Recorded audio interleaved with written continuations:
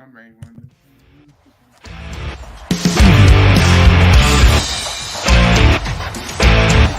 For the brand!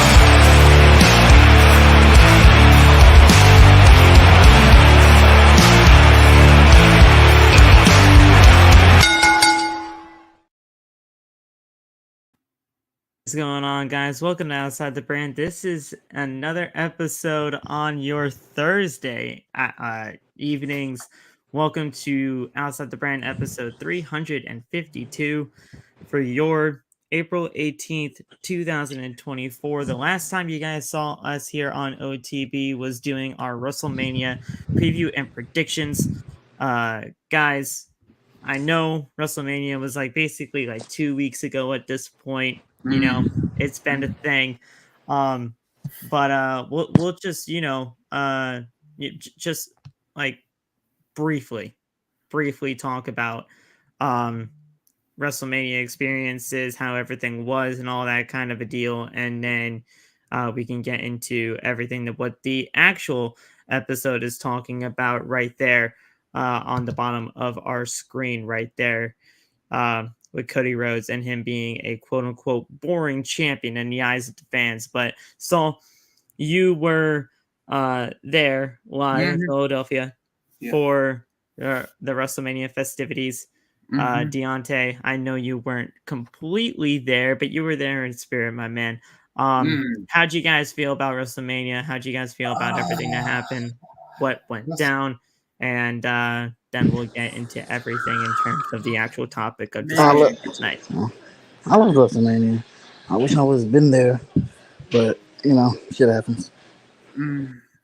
Man, I tell you what, I've never felt so close with a bunch of homies though. I'll just say that with that experience though, meeting everybody that was there, dog. That I can't name them all because y'all are great people, especially my man Phil. I finally met my man Phil. I tried not to cry when I first met him, though. Especially Loft too. TJ was there. You should have witnessed it, Phil. I was like how he met you and how I met him, bro. It was just it was like I said, it was a good experience. WrestleMania, I was there for night one. I couldn't show up for night two. I didn't get a ticket for night two. I wasn't ready yet. So night one was good. It was all right, but it was cold. We were all freezing. But it was freaking freezing. We were freezing. So to anybody that was on Twitter or TikTok saying the crowd was not cheering for anything, I was like, yeah, because we were freezing, sir. Yeah, we were fucking cold. Cold. But yes, Elisha. It was so many of us. Yeah, there were so many of us there. Bro, so many of us. I could not freaking stop loved smiling. It. I didn't know how to feel, bro. It didn't feel real when I met some of y'all. It didn't feel real at all. I'm like, especially when I met you, Phil, I literally was like, is this real? Like, is this reality right now? I feel like I'm in a dream. Like, what's going on? Yeah, bro. I mean, WrestleMania was just an absolute blast, guys. We had a hell of a time. Everything was just exactly the way it should have went down. And honestly, to me, it's easily, at least in my time of watching professional wrestling, a top 3 WrestleMania of all time.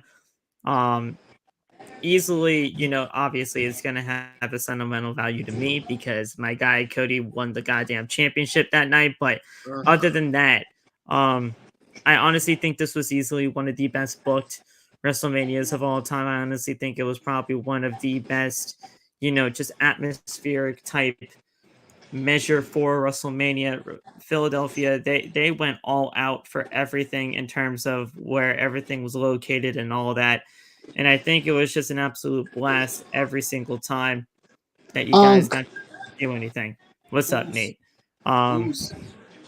So yeah, I think WrestleMania was an absolute blast, and obviously we all have no money now, considering the festivities. We're broke now, y'all. I don't think I can't go to SummerSlam.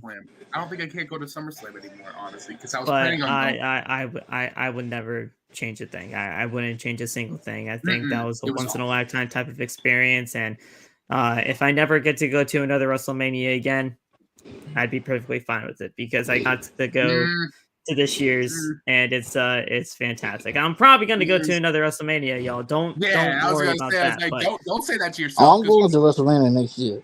We are gonna go to Minnesota. You're gonna go to Minnesota.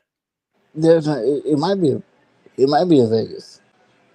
It's either Minnesota or Vegas, but I think it's going to be in Minnesota. And then next year, I would much rather go to Vegas. Possibility you're gonna be in Minnesota Vegas. don't got shit. You gonna be in Vegas. Minnesota actually has a lot of shit.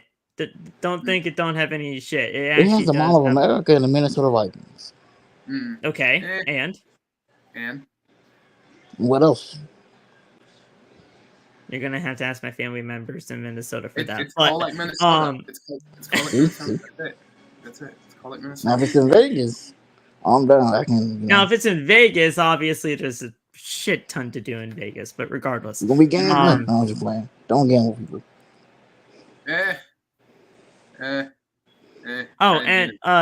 And Nick, the indie shows that I went to. Oh, that's Nate. Yes, Minnesota, Nate. Nick, the indie shows that I went to were absolutely fantastic. Got to go to the Wrestling Revolver House of Glory show. Bro. Saw freaking Amazing Red and Ali go at it. Just fucking insane, dude. It was just a great time. Philadelphia was just an absolute blast. Where was that location in? Where were you? It was in a church. It was in a church. On God's Day, Tay. It was in a church on God's Day. It was freaking crazy. But yeah, I mean, Philadelphia was a hell of a time, and I'll definitely remember that time forever. CT Mania weekend would go. CT Mania weekend. Oh my god! Imagine if Mania was back here in Connecticut. That sounds disgusting. I'm sorry. That is disgusting. But that sounds disgusting. Well, we don't have a big stadium to do anything in. The last time WrestleMania was in Connecticut was WrestleMania 11, which is highly regarded as the worst WrestleMania of all freaking time. That's why they should come to. That's why they should come to Connecticut. Phil tells me don't come here because there's barely shit really here. Not much to do here, Nick. So I understand. We all live here, but there's really not much here to do. The only thing that's cool there is Triple H. That's it. We got the Yard Goats. I mean, what do you want from us? The Yard Goats. The Yard Goats is wild. It's just insane. Hey, I wouldn't mind if WrestleMania. Oh, go ahead. But yeah, WrestleMania, hell of a time. But don't want to completely linger. I hate when people say that we got the Yard Goats. Hey, the Yard Goats. Well, what else do we have, Elisha? If I'm missing something in Connecticut, tell me, because we don't know much around here. Don't you got Triple H? Though? At least around my parts of CET, we don't have anything. So I mean, look, we'll figure it out. New Hampshire is crazy. New Hampshire's wild. He is actually from New Hampshire. He is not even really from here. Y'all don't like going outside. Sir, I went outside today. What do you mean? Like, what are you talking about, man? I think he meant people in Connecticut, which is completely not true. So thanks, Nate. But yeah, WrestleMania. Phil, I gotta ask this question. Not going to come to Connecticut, so we don't have to worry about that. Phil, I gotta ask this question though. Do y'all have a Top Golf? Do I have a Top Golf? Yeah, does Connecticut have a Top Golf? Not that I'm aware of. See?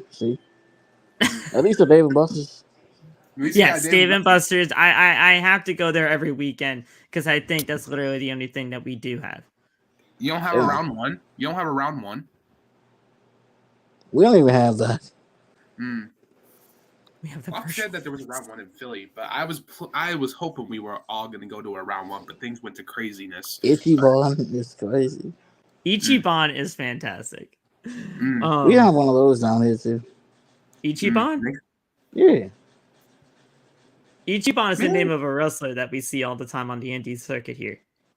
Oh, there's a restaurant down here called Ichiban. That sounds insane. Man. There are several bowling alleys here too, Wesha, yes. Besides Connecticut, no one's going to Alabama for WrestleMania today. I'm sorry, I hate to say we don't even have a stadium for the WrestleMania. Actually, they can do it in the Crimson Tide Stadium. But guys, WrestleMania, hell of an experience. Obviously, would love to do it again, but in due time, because now we're all broke. So let's actually talk about the real subject of tonight's podcast, and obviously the other news and stuff that's going to be happening down the line. But the main topic here is what you see on the bottom of your screen with that American Nightmare logo. WWE fans all over social media have labeled the man already as a quote-unquote boring champion. First of all, I have to say this. I have gone through many a discourse with many Roman fans, many WWE fanatics, many Cody haters, if you will, Cody quote-unquote crybabies on this whole matter of this Cody Rhodes being a boring champion. I gotta get your guys' thoughts on this first, because at the end of the day, I don't think that they have any type of legitimacy in this argument, because at the end of the day, the man just fucking won the championship. So, talk about it. Let me know your thoughts about this whole thing. And just let me know if you think Cody Rhodes is a quote-unquote boring champion, because I don't think he is, considering he just got the damn thing. Tay, I'm the last person to speak, so go for it. Where's Tay? Wait, what? What was on the topic at the bottom of the screen there? Cody Rhodes being a quote-unquote boring champion in the eyes of the fans. It's just Roman fans still coping. That's all it is. Like, they want this man to fail so bad. Like, it's crazy. All right, so as a CEO of the Fuck Cody Rhodes Club, to people that are calling him a boring champion, I do not want you nowhere near it. So go somewhere else. Doors that way. Y'all fickle. I don't like Cody Rhodes, but y'all are not giving it time. Like, what was been champion? He ain't even been champion 2 weeks yet. Yeah, no, I mean, it's been 11 days since WrestleMania Sunday. And like I said, I don't like Cody, but I kind of want to see where this is going. That's it. That's just about it. I don't like the guy, but let's see what happens before I start criticizing something. That's literally what I said. That's because like I was upset when Roman won, when Roman lost. Yes, but at the same time, I was like, let's just see what happens forward. I just want to see what happens forward, because my guy lost. It is what it is. So whatever, like I said, let's just see what happens. But we want to be toxic like always. Yeah. Look, the thing about all this is that the man literally just won the championship, not obviously this past Sunday, but the previous one before that. And during the 3 shows that this man has been on so far, Monday Night Raw, then Raw after Mania, the Friday Night SmackDown, and then the Raw after that one. Yeah, sure. Cody's cut promos about either the Bloodline or, just doing a victory lap about him winning the championship. But guys, we also got notice and word about a WWE Draft coming up next week. Not this coming Friday, which is tomorrow, but the Friday after that is the start of the WWE Draft. Yeah. And then, not only that, but on May the 4th, be with you, is WWE Backlash. And obviously, when it comes down to the WWE Draft followed by WWE Backlash, we're just getting things started in terms of getting the roster solidified. And then when the rosters are solidified, that's when Cody Rhodes is going to be at least having his first championship rivalry and his first championship feud and his first championship defense. Like, the fact of the matter is, WWE is not going to put that much equity and time into a WWE championship feud for Cody Rhodes right now, up until the point where we finally get those rosters for Raw and SmackDown solidified after the WWE Draft, because we'll have our matchup with LA Knight and AJ Styles tomorrow on SmackDown. See who faces Cody at Backlash, and then after that, everybody is going to be where they need to be for the roster, and then we'll get to see what Cody Rhodes does for his championship rivalry and feuds and see where his reign goes from there. I don't think it's that hard of a concept, but Yeah. I mean, to others, it's literally, I don't mind it. It's just so brain dead. And after the AJ feud, I don't mind. I don't mind if they go at it again a second time. I don't mind it. They never went at it. I said they're gonna have a rivalry, but I'm waiting That's for him if they and end up on the same brand. Yeah, I mean, that is true. That is true. I'm still waiting for Randy. I'm still waiting for Randy to have that rivalry with Cody. Well, that's gonna happen in due time, but you gotta save that kind of a deal. And right now, with with The Rock and Cody knowing that they are definitely gonna go at it, my guess is hopefully SummerSlam. I mean, they'll get that Randy feud good and ready to go whenever it needs to be happening. It's the most logical feud to do. Yeah, I mean, it's the most logical one to do, and at the end of the day, it just just makes a whole ton of sense. So the roster's gotta be solidified first before we get anywhere near criticizing Cody Rhodes' championship. Can we at least give the man until like SummerSlam or something at least? Jeez. Yeah. I mean, it's a good question to ask though when it comes down to that WWE draft, because we have news on what the WWE draft could be looking like in the short few weeks that it's going to be happening here. Where do you guys think Cody's going to land? SmackDown, more likely, because actually no. I think he goes to Raw and David Priest goes to SmackDown. That's what I want. I want the World Heavyweight Championship to be that staple for Friday Night SmackDown like it used to be back in the day, and that WWE Championship being on Monday Night Raw. And at the end of the day, guys, Raw is going to be that number one brand again. To me, Raw is going to be that A show once again, because with that WWE and Netflix deal that's going to be happening in 2025. They're going to want their guy, and they're going to want that WWE champion plastered all over those Monday Night Raw posters and promotional Netflix and Raw, man. Netflix and Raw. Assets and possibility. I think the WWE title stays on Raw. Like I said, possibility they could go SmackDown. The world title goes, all of Judgment Day goes to SmackDown, basically.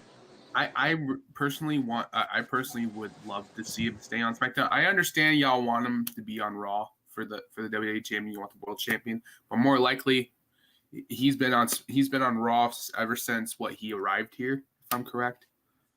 So I think it's time to mix it up to go to SmackDown. Honestly, in a logic sense, a little bit, Plus, give people he'll be facing for like him versus Bobby, him versus AJ, him versus just so many opportunities.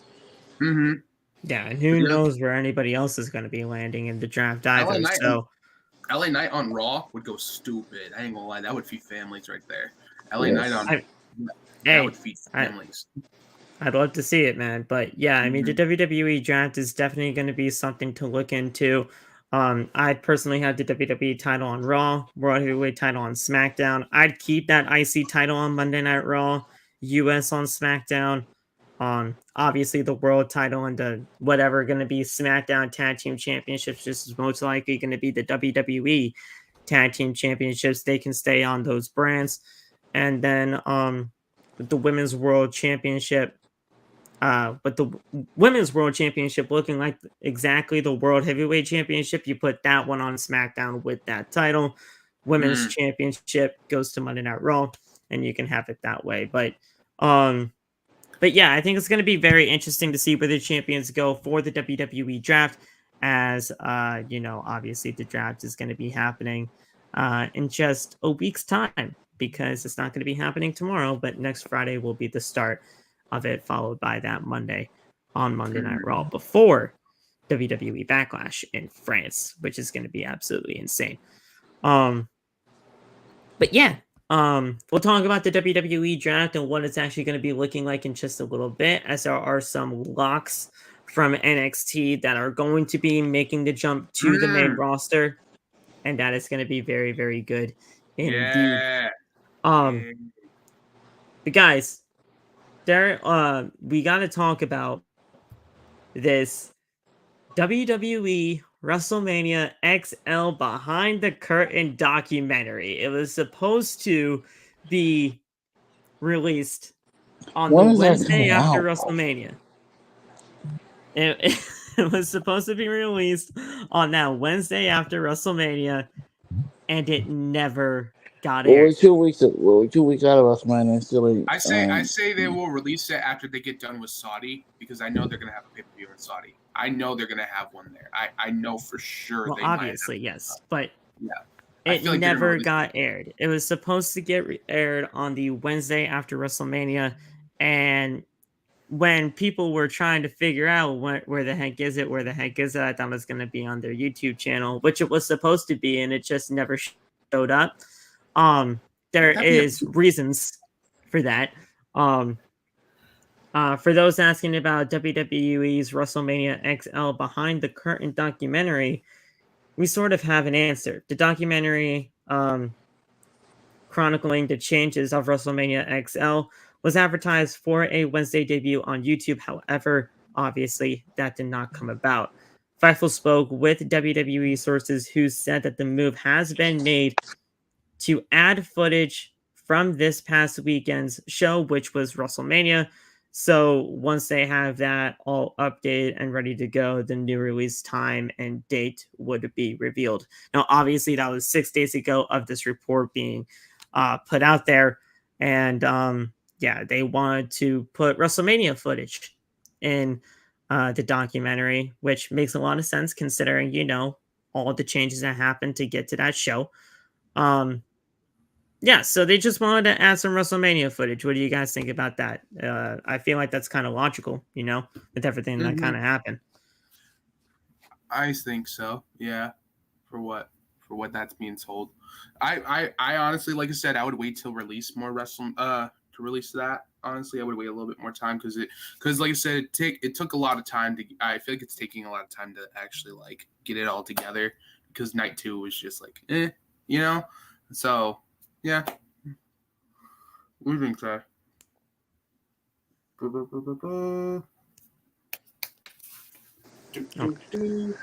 was the topic? My fault. Yeah, so they basically what the holdup is for that XL documentary is that they want to add WrestleMania footage, because obviously everything that happened during the 2 nights of WrestleMania with Cody, Seth, Dwayne, and Roman, they just wanted to add WrestleMania footage so that they can most likely just fully wrap it up and make it all nice and put a nice little tiny bow on it to signify That's smart. So it's smart, right? I feel like that's kind of a logical thing. Mm-hmm.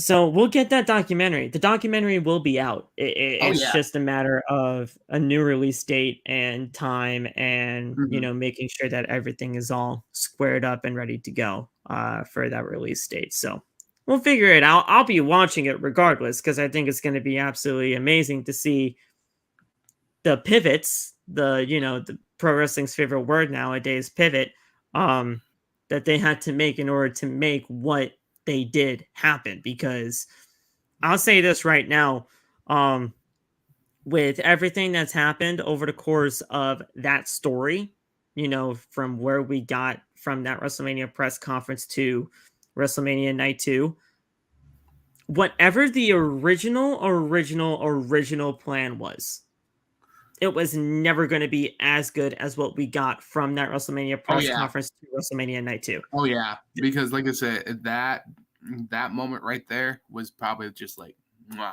don't think it can top that when it comes to that's actually hands down best press event ever. Let's be clear about that. I don't think I've ever seen a press event like that. If it wasn't for the Cody crybabies, none of this would have happened.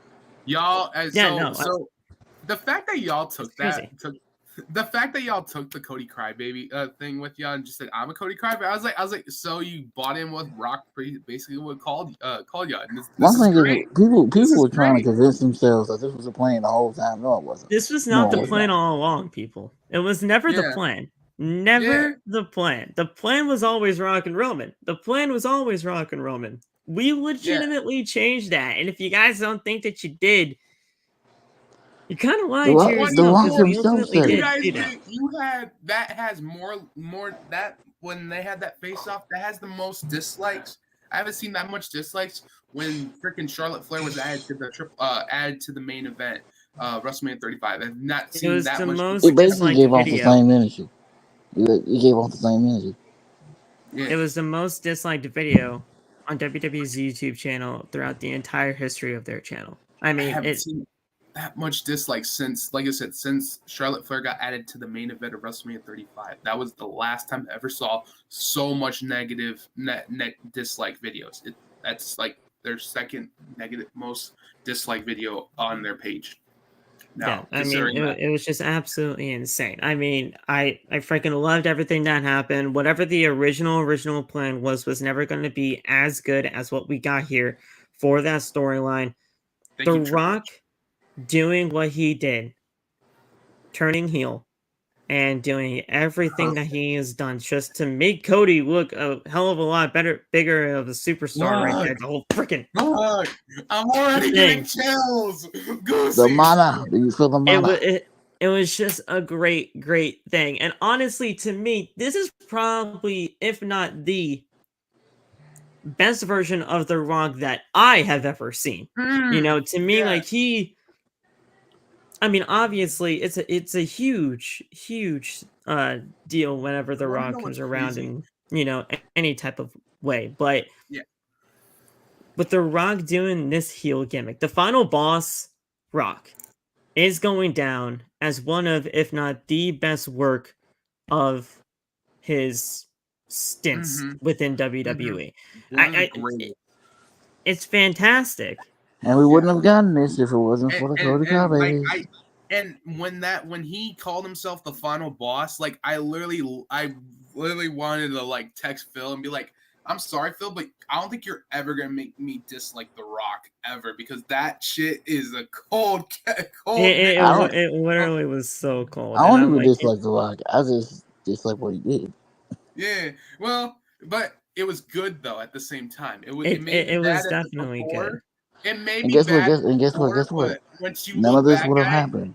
None of once you this would look have. back at it though, you're just like, that actually was good though. It's Look, actually and guess what? And guess what? None of this would have happened if it wasn't for the Cody Crybabies. yeah. Yeah, yeah. And I will We wouldn't say, have Connor Roman Reigns and Rudy Poo. you want to know what's crazy? A lot of people. I was at work one day. I had a lot of people ask me, considering I wear wrestling shirts. They said, they're like, is The Rock back? Is The Rock back? Like wrestling and everything. I went, kinda, yeah, but like you should watch it. I was like, you should watch it because like it's actually really good. Besides The Rock, it's been such a what's the word? It's been gotten more popular than it has since like the early 80s and 90s. So like watch it, and they were watching it and they were just like, thank you, because this is amazing. So like I said, hey guys, us wrestling fans, we're actually changing the world right now of letting people watch professional wrestling. It's literally insane how much wrestling has gone so much of a renaissance as of late. And the fact of the matter is, there are so many new wrestling fans that I get to meet, Bro, I saw not a on a video. daily basis, Yo, because dude, bro, I I saw don't a go. video on TikTok that Yeah, Eddie Sticks. It was this girl. She never saw WWE in her life, but she saw Vader Undertaker. She wants to get into wrestling. Yo, Mm-hmm. that's what WrestleMania did. Like I said, like this is more popular. Sorry to anybody that's a Taylor Swift fan. This is more popular than Taylor Swift's world tour concert. Like this is more. This is like I it's don't know right up about that, I don't know but about that all, there. but I mean, it's definitely one of the most popular things that are going on right now. And you're getting a chance to meet pro wrestling fans almost each and every single day, and new ones too. And I think it's just absolutely fantastic to see. Hey, Um, not gonna lie. When we were at the convention center, dog, I nearly fainted when I saw Rhea right there speaking because she was doing an interview with Cole or Pat. She was just standing there. I'm just like I literally was about to faint. I would have too. I would have fainted. I would have too. Fuck. I was close to checking myself into the ER, sir. So like the fact that we were this close to wrestlers, and I was just like, I don't want to bug them. They're doing business. They're doing their jobs. I don't want to bug them. Shit, I saw Rhea Ripley get freaking tatted at WWE World. I was like, that's so fucking sick. That's so cool. We got to witness some shit. Nah, what? Hey, I don't make people cry, but Phil, did you get emotional when they did the brace statue? Did you shed a tear? Oh, dude. I mean, obviously, I wasn't there that day that they actually revealed it and everything like that. But when I saw, like, obviously videos that were surfacing around of that, reveal, I was like, that's fucking fantastic. That was great. We love you, Bray. Rest in peace, brother. Yeah. But yeah, Loth has apparently entered the OTB parking lot. He will be here shortly. He needs to hurry up and get in the building. Oh, brother! Get in the building, sir. He's got to make sure he has everything from his car, bro. Otherwise, he just wouldn't be able to. You better hurry for the doors. Come on, lock the doors. You are a member of this company. The doors are unlocked. He'll be all set. He'll get in the building. As soon as he can. When we were at World, also I was close enough to see Tiffany Stratton. Same thing. I was about to faint. I was like, oh yeah, no, I saw Tiffy. I saw Tiffy Time and Tyler Breeze. They were talking about WWE 2K on the stage. I was like, where's Louis Kaiser? Because I'm ready to fight this man already. Like, where is he? Because I'm ready to like take this man's girl right now. Oh, this ain't the NXT parking lot, man. Yeah, no. The OTB parking lot is a very tame parking lot. We don't see much action over there. This ain't AEW in backstage environment either, so you ain't gonna see you fighting or biting people. Okay. Yeah. You know what? There. And then no base steal, so like I said, no biting, so we're good. Yeah, no, Larry's not in the parking lot this time around. Larry's at home with Phil. Yeah. He's doing his thing. He's the other Phil. Larry's a good dog. But yeah, we'll talk about AEW in a short few minutes because we will be talking about Dynasty and our predictions for that. We got security. I hope we do. I mean, Lost got to get in the building safe and sound. Bill, didn't you hire some? I did, but I don't know if they showed up or not. People have their own lives. People have a life of their own. J&J Security? J&J Security is crazy. That is hilarious. They showed up for work. They need to show up for work. It's their job to make sure that everything. Because something happens to Loftus on them. Yeah. Hey. Who knows? Loftus might get jumped by Roman fans or something. Like you said. So yeah. But we can move forward. Obviously, when Loft gets in here, I'll have him talk about the actual big topic from the screen there. But we got some news earlier on within the week from New Day member himself in Big E. Do we have to? And no, we got. We're talking about many other superstars besides Big E here on this podcast tonight, but I do want to talk to you guys about what was happening over social media with Big E and his announcement.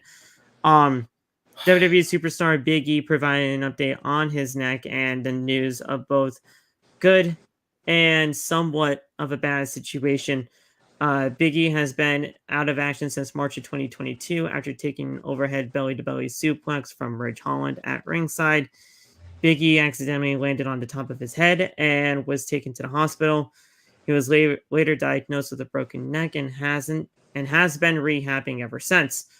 Big E has said in interviews that he is not cleared if he would ever wrestle again. In an update on social media, he said that his 2-year neck scans showed that things haven't changed and may never be cleared. The good news is that he's in pain, that he's pain-free and healthy. Let me read the actual tweet from his Twitter account. Quote, "Hey all, 2-year neck scans are in. Things are unchanged. My C1 has healed fibrously, but has not formed new bone. I'm not medically cleared, and truthfully, I may never get cleared, but I am blessed to be free of pain, immensely happy, and otherwise healthy. Life is good. Big E appeared So, alongside New Day members Xavier Woods and Kofi Kingston at the WWE Hall of Fame induction ceremony as they inducted Thunderbolt Patterson. Whatever happens with his wrestling career, it's good to hear that he is happy and pain free. And honestly, that's all that matters at the end of the day. As long as he's pain free, as long as he is happy and he's healthy, other than that, yeah. that's all that matters to me as a fan. And to anybody, hey, go ahead, Dave, before I start getting mad. Also, leave Rich Holland alone. That man is gone. He's had enough shit. Yes. I don't think he had enough shit, bro. Leave him alone. That's on Rich Holland for an accident. Keyword, an accident that happened. Accidents happen in wrestling, bro. And the fact that he went to the hospital and told him he was sorry. Y'all need to stop it because that man Big It's been 2 years. Let it go. That man Big E said you are good. Like it was not your fault. I can't even imagine the mental toll that it takes on somebody like a Big E who has gotten news like this about possibly never getting a chance to wrestle again, possibly never getting cleared to do what you do and do what you love in terms of being a professional wrestler. As long as he is happy and healthy, that's all that matters to me as a fan. Obviously, selfishly, we would all want to see Big E back into the ring, but absolutely. that is not up to us. That is up to him at the end of the day, and that is up to the doctors that he, is seeing for, however long this is going to be taking in terms of his recovery and his rehab and what have you. So, at the end of the day, I'm just super glad that he's happy. I'm just super glad that he's healthy. And regardless, WWE is going to do everything in their power to make sure that he is happy, to make sure that he is healthy, to make sure that he is at least stable in every sense of the word, and to make sure that he can still be within the WWE, just obviously not in an in-ring capacity. The WWE, without a shadow of a doubt, has been taking care of this man, and we can't wait to see what Big E does in the future, whether that's commentary or whatever they do from there on out. I was gonna say, I'm glad they're letting him do something besides just sitting on the sidelines, knowing that he may not able to compete ever again. I'm glad they're making him do pre-shows, do charity events still. Put him on commentary, that way we can see him every week. Yeah, that would be great. Honestly, New Day on commentary, I loved it. Remember Thunderdome era? They were on commentary. Dog, they did do that at one point. Yeah. But yeah, I think obviously Big E, we here at OTB, love and appreciate what you have done, and obviously we wish you the very best in your recovery process, and continued on throughout the journey of you getting better. So also, we love you. Heard about your relationship announcement. Congratulations. Yeah. Oh yeah. Lady, dog. Yeah. My dog. Congrats on Megan's sister. He's dating Megan's sister. Yeah. There you go. So but yeah, I saw that in the news earlier this week, and I was like, it sucks that he may not get cleared, but I'm very happy that he is happy and otherwise healthy. So we appreciate you, Big E, and we love you. So, in other news, when it comes down to a WWE superstar, or at least a former WWE superstar, this man might actually be on his way back into the company. I don't know if you guys have seen this or not, but in terms of former WWE superstar Eric Rowan, Eric Redbeard. Eric Redbeard might be coming back to the WWE in terms of possibly coming back into the fold with the Wyatt family. For those who saw the Bray Wyatt documentary on Peacock, there was obviously at the ending of it a shadowed figure looking like to be Uncle Howdy with the lantern and everything like that. So we saw that as a little bit of a tease of Uncle Howdy returning. We saw obviously the flickers of shadowy figures on past WWE programming, and then this past Monday on Raw, where we saw that QR code, and you saw the QR code with the link that it was attached to it, and then you saw the video that showed up with you forgot about us catchphrase. It looks like Eric Rowan could possibly be a part of that, and I think that's honestly going to be really cool to see. So when we were in Philly, you guys know that, you know how they used to do it before Bray arrived with that little White Rabbit song. They did a different song, but like when we were before Raw aired, we were hearing the song and we were thinking that we were tripping, and all of a sudden I was like, "Oh no! Get that Firefly out!" I told Love, "Get the Firefly out," because I know where this is going, and so that we were the first people to ever witness something that's happening right now with this QR code and everything. So we were the first people to witness it at the Wells Fargo Center. I don't have the footage, but we were there to see it. So it was great. It's great that we're getting this back. So I miss the Supernatural a little bit more. I miss Supernatural a little bit, man. And so as noted earlier, there was a lot of speculation about former WWE superstar Eric Rowan returning to the WWE after he pulled out from several independent bookings, including one from ECPW, which is East Coast Pro Wrestling. And the promotion said that Rowan pulled out of his deal because of a quote-unquote new contractual obligation, which makes it sound like he is going to be WWE bound. PW Insider is reporting that Rowan was seen in Pittsburgh last week, and that's where talent usually are sent for medical testing to get that done before they get signed.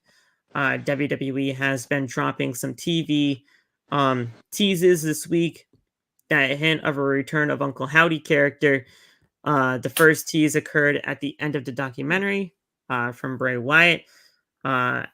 At this point, all signs point towards Rowan being part of the storyline. Another name that could be possibly in the mix of this Uncle Howdy storyline is the returning Braun Strowman, and because he is expected to return soon after being out with a neck injury. And then one other superstar that could be possibly in the mix as well is a woman that, know Bray Wyatt and this whole Uncle Howdy character very well, and that is Alexa Bliss. So Bray Wyatt, Alexa Bliss, Braun Strowman, and Eric Rowan. Those four right there could be an absolutely amazing, group right there. And then if you guys saw throughout the whole time of that QR code showing up on Raw, Matt Hardy also tweeted about it and tweeted the video and doing all that kind of a deal there. Matt Hardy is most likely going to be back in WWE. So that is all squared away. Are we getting broken Matt Hardy? Matt Hardy? Good to go. But if you have Uncle Howdy, Bo Dallas, Matt Hardy, Eric Rowan, Braun Strowman, and Alexa Bliss, the Wyatt Six, that's what was supposed to be really happening with all of that. So who's going to be that final one? We'll soon find out. Joe Gacy, possibly. Joe Gacy, Blair Davenport. I mean, there's a lot of people that can happen. So I wish, if he didn't get injured and they froze his contract, I wish Jeff would have gone with him, because we could have got broken Hardys with the Wyatt Six, though. Honestly, we would have got broken Hardys with the Wyatt Six. That would have been freaking sick. Honestly, that would have been epic, bro. That would be, what's the word Roman said? Cinema. That's what everyone is saying nowadays. But when it comes down to this, guys, I want to talk to you guys about this real quick, because obviously you two have seen the documentary at this point. I mean, the documentary is a must watch. But when it comes down to Bray Wyatt, and his, mind in terms of everything that he's always wanted to do, because he's always wanted to leave something for us, the fans, to enjoy and just digest. If WWE is going to be doing this, they have to do it right. Mm-hmm. They have to do it right. They have to do it in the memory of Bray Wyatt, because without a shadow of a doubt, Bo Dallas wants to come back, and he the thing is, he didn't even have to come back. He didn't have to come back. He could have, just mourned and, do whatever he needed to do for the grieving of his brother and all of that kind of a stuff, and do whatever he needed to do with that. But he's choosing to come back with all of this. And let me change things up here. There we go. I was going to be like, what the fuck just happened? There we go. Hey, my man. But yeah, I mean, at the end of the day, I feel like WWE has to do this right, and I'm really hoping that WWE does this in a matter of, doing this in honor of Bray, and allowing all of them really to do this in Bray's honor. Mm-hmm. Yo, man. Yo, how you doing, bro? My dog. What's good, my dog? What are we talking about? We're talking about the Uncle Howdy teases that's been showing up as of late, and Eric Rowan being possibly happening to return. I saw that yesterday. That's crazy. And I told him we were the first one to witness the whole thing. I told him we were the first ones to witness. Yeah, bro. I forgot about that. Yeah. And I was looking at you. I was like, are we live? We good? I remember you looked at me like, are we live? We good? Like, bro, that shit was good. That shit was amazing. You had to be there. Yeah, bro. Every time I'm in a live event, they do some Bray stuff. I don't know what's going on, but every time I go to a show, I saw Bray Wyatt stuff too before we even went to Philadelphia on that SmackDown before WrestleMania. They did that there too. For real? Oh my god. Yeah, they did. I didn't notice that. Did they really? Yeah. Obviously, it was off camera, Saul. But yeah, it was. Yeah, that's what happened with me and Lop on Monday on Raw. That's what me and Lop saw on Raw too. Playing that song. I know damn well, Lop, you were gonna look for that song. I was like, what is that song? I need to know what that is. Yeah, because if you look up the name of the song on the QR code that came on Monday, if you look up the song on Spotify, it's a whole bunch of old Bray Wyatt stuff on Spotify. But that's if you type in the whatever link that it came on that picture thing. Right. Yeah. So yeah, with WWE superstar Eric Rowan getting back into the WWE, Braun Strowman getting into the mix, Alexa Bliss getting in the mix as well.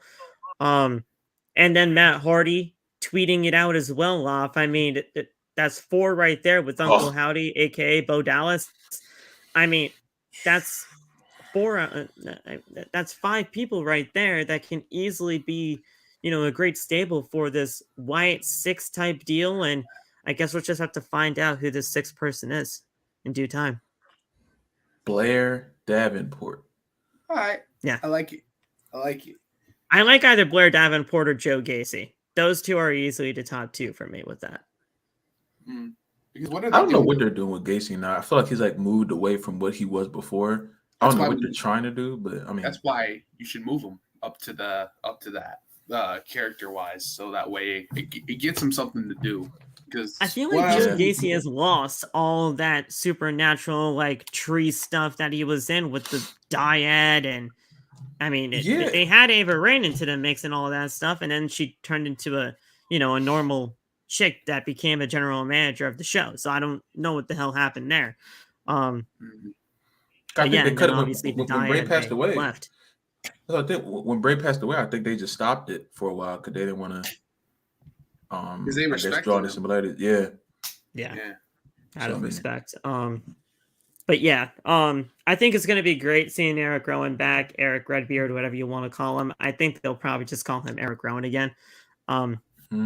It's hilarious that his indie name was Eric Redbeard when obviously it's a big ass red beard on his face. He could have stuck with that, he could have trademarked it and just tell WWE this is my name, I'm gonna use it, and then Triple H would be like, all right, cool, But yeah, I'm very excited to see what happens there. And then obviously, before that, we were talking about Biggie and the update that he gave us on social media about his neck and saying that he might not be able to wrestle again, but otherwise he is happy, healthy, and doing good on that regard. So we're happy about that, but selfishly we all know that we would love to see him back in that ring. Yeah, I mean, that's just the reality of it. But he still has a quality of life, so that's always the best thing. And I saw him at World, and he was the same way he usually was. I never saw him live before, so when he was doing the auction with Bianca and I think Breeze, but he looked like he was in great spirits, and that's all I really care about, man. That's I'd love to see him wrestle again, but if he never wrestles again, he's just like an ambassador or something for the company. He still has every bit of charisma as he had before. So wherever role they put him in now, it'll be just fine. Commentator, announcer, it don't matter what. And I don't know where the New Day goes just as a tag team, because they always will feel like there's like a missing hole in there, you know.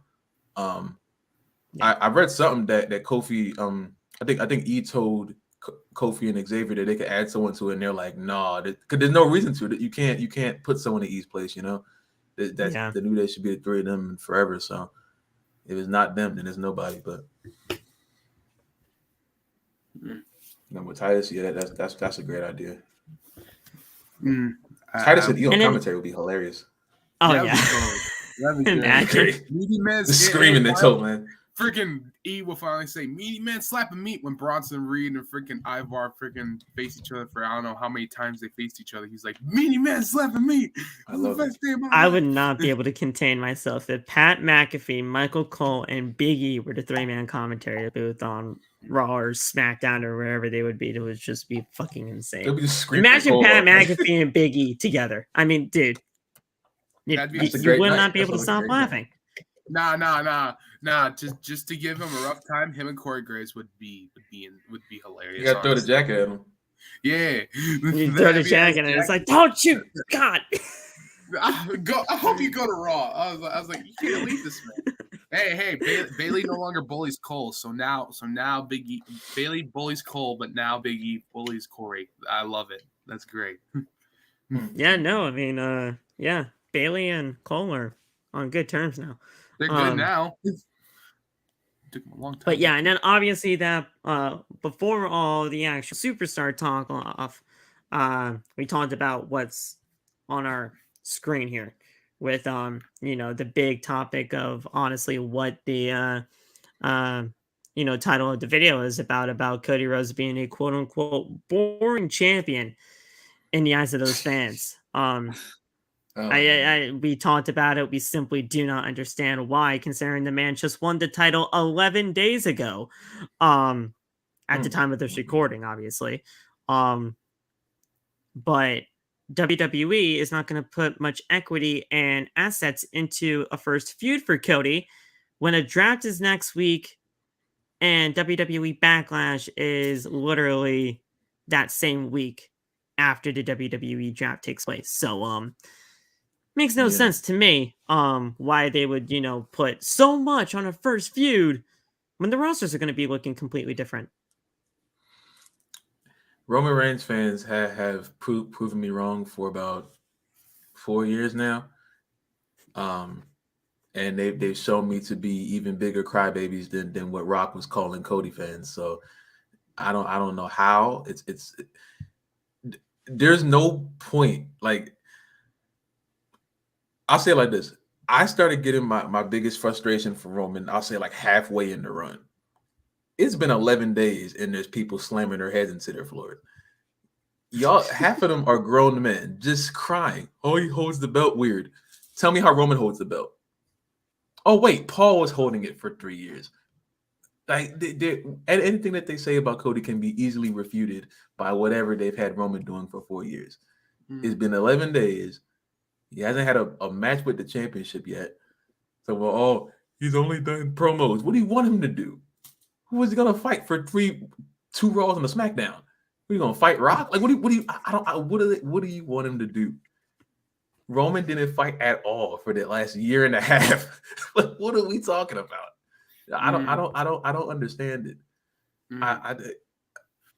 That's how I knew it got bad. Like, I was waiting for like some actual criticisms, even though, again, like Phil said, it's been 11 days. So I don't know what we're criticizing about someone for 11 days of a title run. But, you know, when they're talking about holding a belt wrong, I was like, yeah, y'all are miserable. Y'all are absolutely miserable. You can't hold a belt. Hey, Roman fan that accepted defeat here. Yeah. I don't associate with those ones over there, you know. So because you're a good person. Yeah. I hold the F Cody Rhodes club, so they cannot come to this club because they're fickle. We don't associate with them, and the exits that way. So if you haven't liked Cody Rhodes characters for a long time, like myself, I don't want you here. So that's the only way you can get in. That's the only way you can get in. But holding a belt wrong, that's ridiculous. Honestly, freaking Cena hold the title up his neck. What's the issue? Look, they're just mad that Cody's champion. That's it. And I didn't like it. I didn't like that he won, but I accepted it. You know, like I didn't like it, but I accepted it. But, like, it's been 11 days. I hate the guy, but like, dang, like, let me see what happens first before I start criticizing this man. There was this guy on YouTube who made a video, like it was like. It was more than 10 reasons. It was like 25 reasons why Cody Rhodes is a bad champion last week. So it was like 8 days, 8 days he was champion. He probably champion for a week. And I'm watching this video. I'm like, okay, he has 25 reasons in a week. Let me see what happened. He holds the belt wrong. He cries too much. I don't like his theme song. I was like, okay, now y'all just grasp it. Bro, I have a reason why I did not like his theme song, so I give him that point. They were playing at the convention center. I don't know how many times. He's had the theme song since he got back. Why is that? He's had the theme song since he left the company in the first place. Well, you're not the one that heard Kingdom maybe 26 times. Or I did. I did. So I heard it at World. All of us went. I heard it at World. I was at World and I said this. I said, you know what? I'm glad I muted I'm glad I muted that song on Spotify because Jesus. And if you were a little kid though, understandable. If you were a little kid, that was half of them were little kids. It was like 99%. So I was like, that was an exception. It was an exception because they were kids. You know, I was expecting them to walk out with John Cena or whatever. I was like, oh wait, that's not their hero like that anymore. Well, they know who he is. They just like Cody more. You're just terrified of what we've been trying to warn them about. Since probably the Rumble last year. Yeah. Before 39. Like they've been telling you who's going to win. They're just that. I think what it is, honestly, and this is somebody that likes Roman Reigns. I think they were just scared of how he was going to be after he loses the title. I said this in my video. I made 2 videos about the topic because I saw 2 original videos of the thing and I had to stitch both of them because at the end of the day, I just wasn't going to take that fucking shit. Shout out to Tony. Not really, because now AEW is kind of in the shitter and you got to talk about it. But regardless, we'll figure that out later. Shit, I had to take my shot at AEW and now I don't know what I'm saying. Okay, wait, got it. So I said this earlier in one of my videos that first of all, the man has held the championship for like only 11 days at this point. We have literally nothing to criticize at this point, considering it's only been 11 days. Second, whoever this champion was going to be after Roman Reigns, whoever was going to be the one to beat Roman Reigns, take Cody Rhodes out of the situation for a second. Let's just say it was going to be, fuck it, I don't know. Let's say Sami Zayn. Let's say Sami Zayn back in November. Okay? Not in November. Whenever that championship was. Back in February of that last year. Right? Let me Let me Drew because he was the most believable one, honestly, before Cody. Him too. That's just...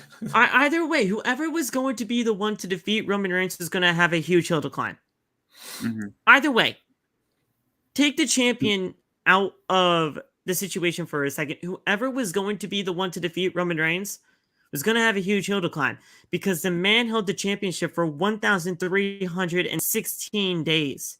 Okay? And it's a 4-year title reign. It's a 4-year title reign. Everybody at that point in time was going to have to fight an uphill battle considering the man held the championship for 4 years.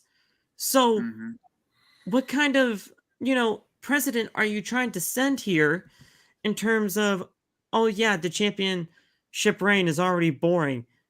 That's simply because it's not Roman. That's simply just because it's not Roman Reigns. It's not Cody.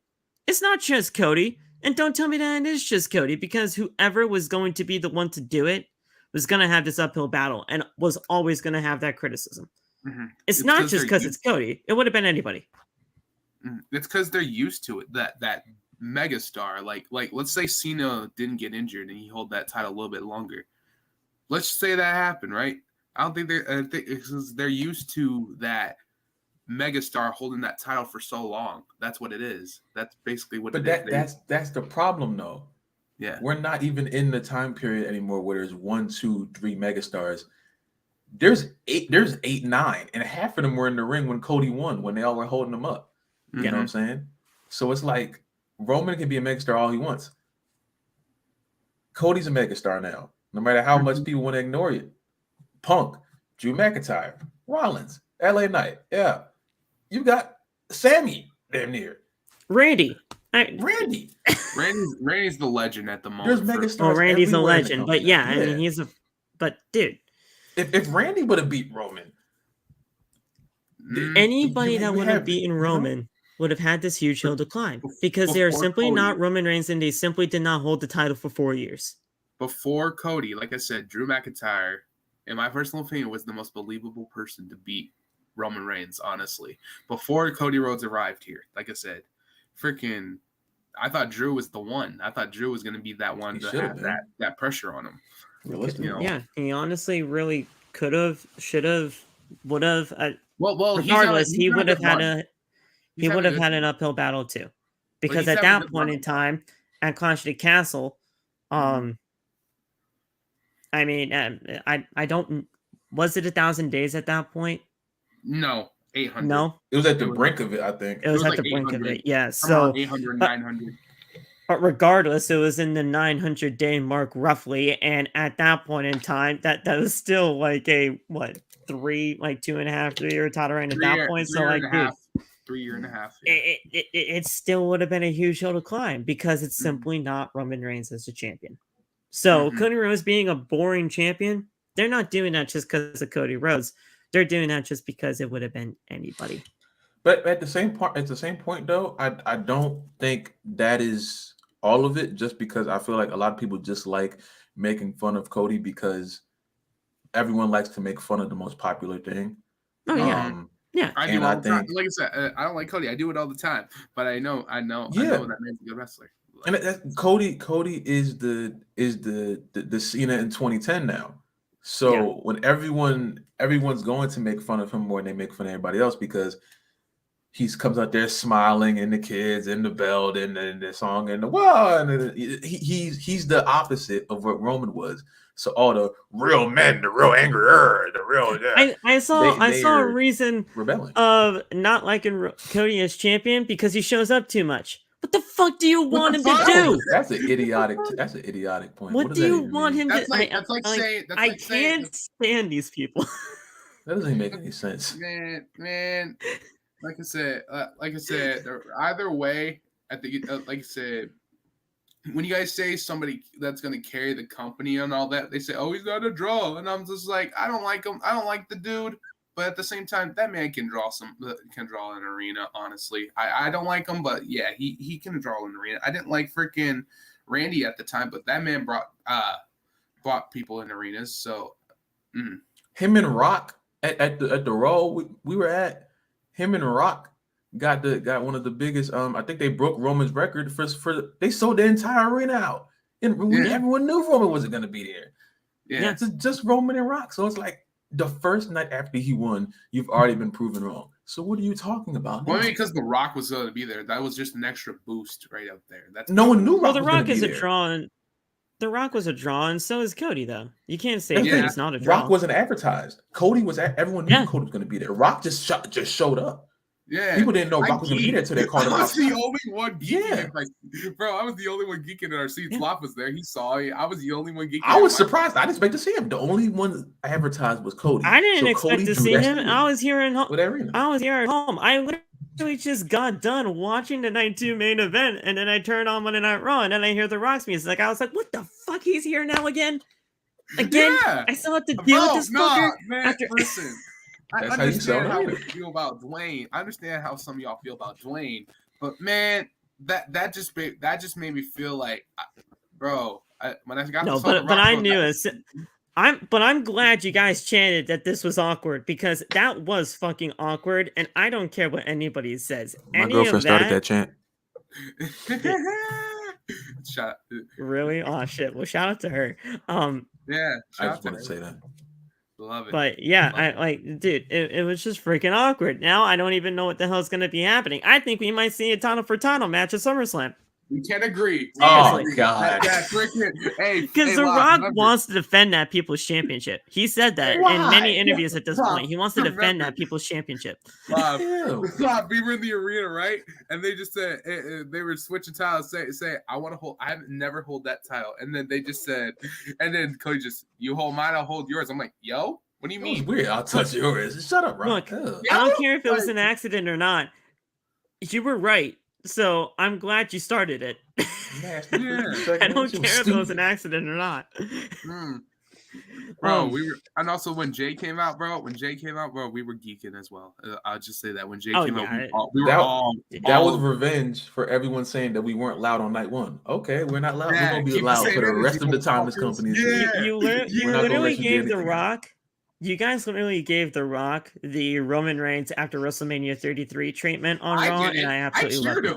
The Bloodline is scared of Philadelphia. The Bloodline is not good in Philadelphia, no matter what. Anytime they the Roman Reigns treatment from WrestleMania 33 is crazy, but it makes sense. Let me ask you. They're banned. Everyone in the Bloodline is banned from Philadelphia. They come here, you're gonna get booed. So do something about it. You can't. Zilla and Jacob, because they got cheered. They got cheered. They ain't going to get in that ring and see what happens. They're not going to get cheered when Jacob gets back up here. Oh my God! They don't want to get. Wait, Love. Let me ask this: you guys have no respect for the Anoa'i family in Philly. I'm gonna say this: Jay gets a pass.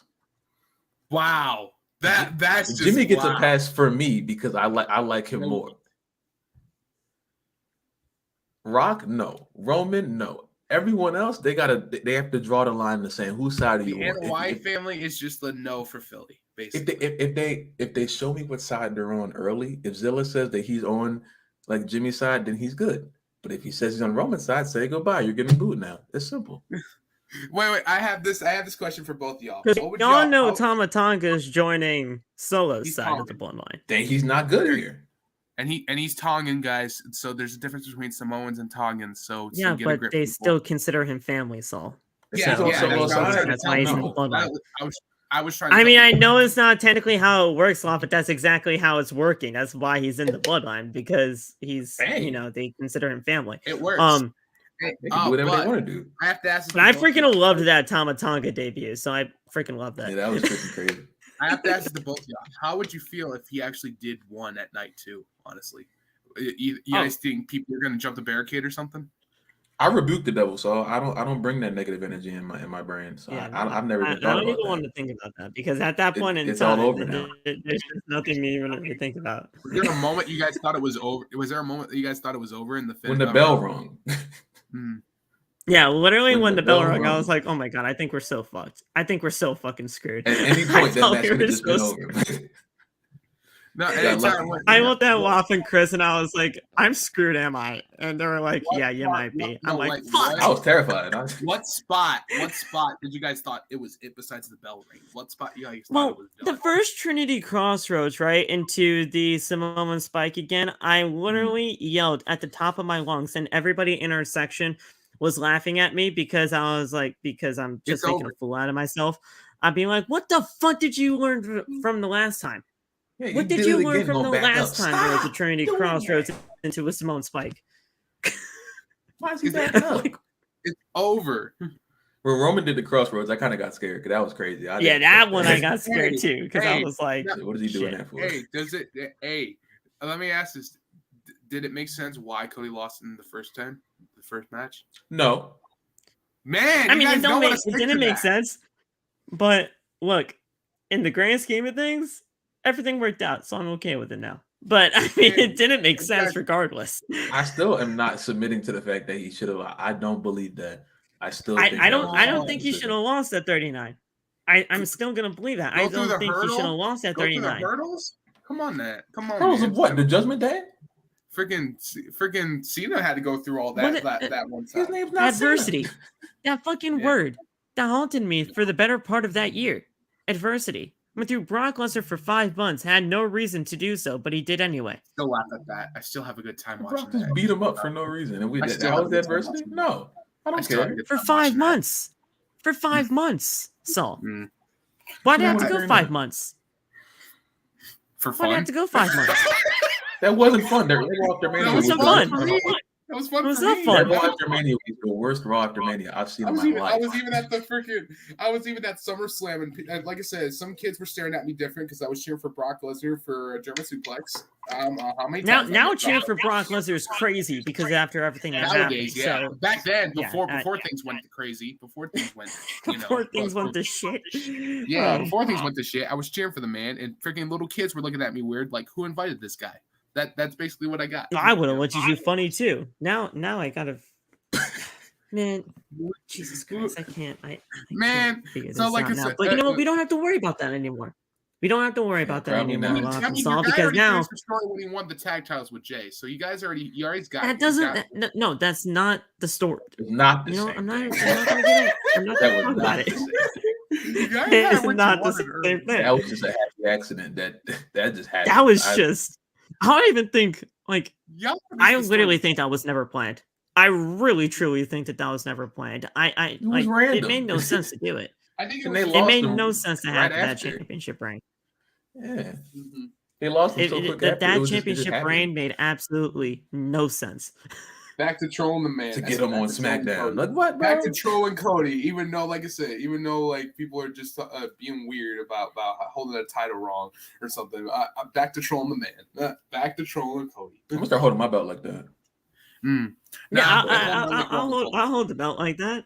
And here's the thing: if people actually, kind of connected it into their brain, Dusty always held the championship like that. Rock hold it like that too, honestly. Rock did hold it. You take a look at Dusty's promos over the course of the last few months. Whenever he held a championship, he always held the championship the way Cody does. So Cody does that for his father. Everything that he's doing right now is for his father. What the fuck do you think the story is about? Sting used to hold the belt with I used to hate it. He used to hold it with his thumb. I hate when he held the belt like that. I do remember that shit. Yeah, I hate that. But that was crazy. We love you, Sting. I hate when he held the belt. It's like one hand. He just grabbed it oh my god, I hated that. Yeah, we love you, Sting. That's when I do understand. If Cody came out with that, I'll be like, yeah, no, don't do that anymore. I hate that. Yeah. But like I said, I'm ready. Like I said, whenever that RKO out of nowhere happens, I'm just gonna be a happy man. I'm just gonna say that, man. Randy ain't gonna beat him. Yeah. Randy ain't gonna beat him. Randy's not gonna beat him, but that feud should happen, and that feud definitely needs to. Oh, the feud's gonna be absolutely amazing. Yeah. Hey, what if Bobby goes after him? If he wants to go, how would you feel if Bobby? Bobby versus Cody would kind of go insane, and I don't know how that feud would go, considering how polar opposites they truly are.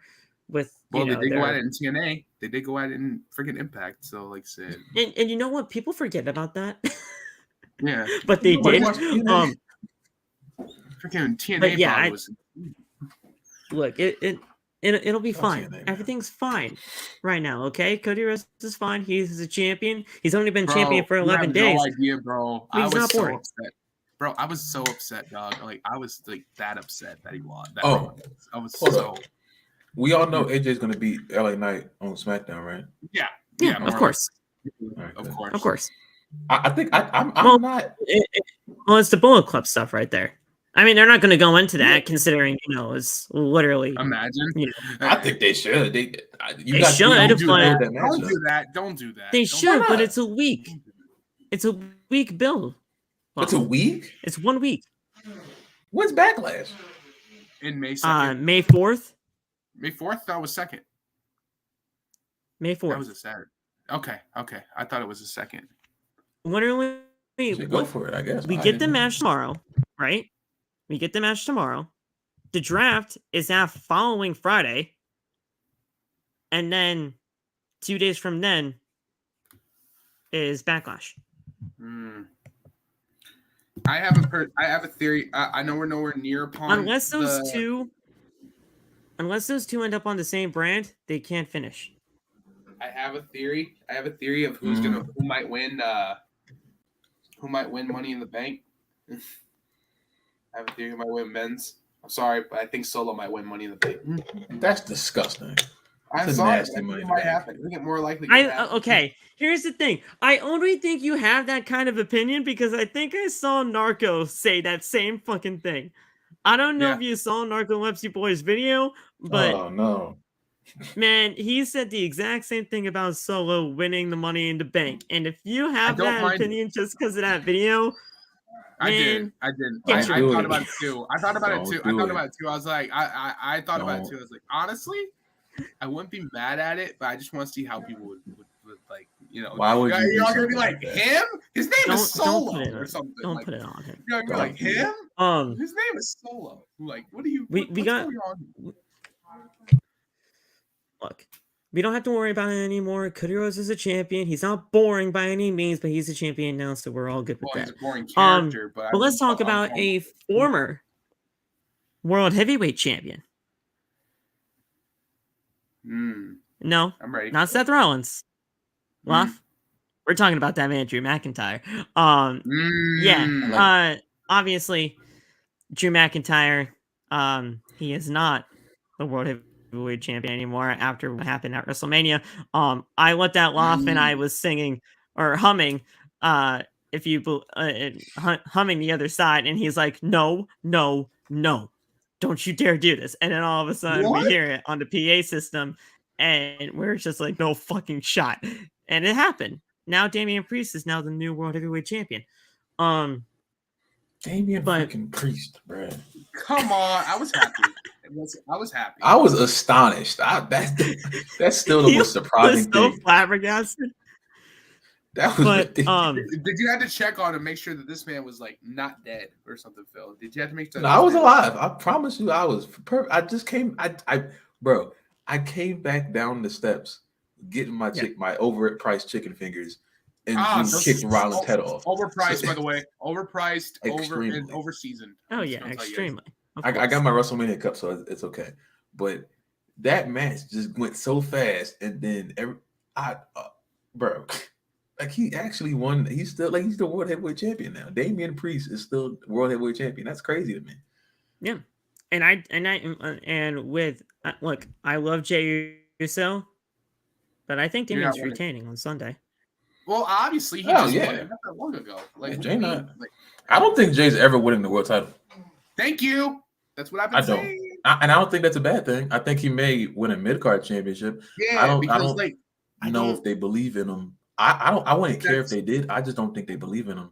Exactly. Yeah. I think he's more of a mid-card champion more than a world champion because they don't really like I say all the time, like you're not a Cody Rhodes, you're not a Seth Rollins, you're not a Roman Reigns, you're not a Gunther, Bobby Lashley, you're not any of those guys. I think he's at that level as far as popularity, because you can argue that he's a bigger face than 99% of the faces. I think that's what LA Knight's going through. Honestly, they tried to pull the needle, but they just didn't want to for some reason. LA Knight's an undeniable star, though. You can't stop that train. Here's the thing with this, though.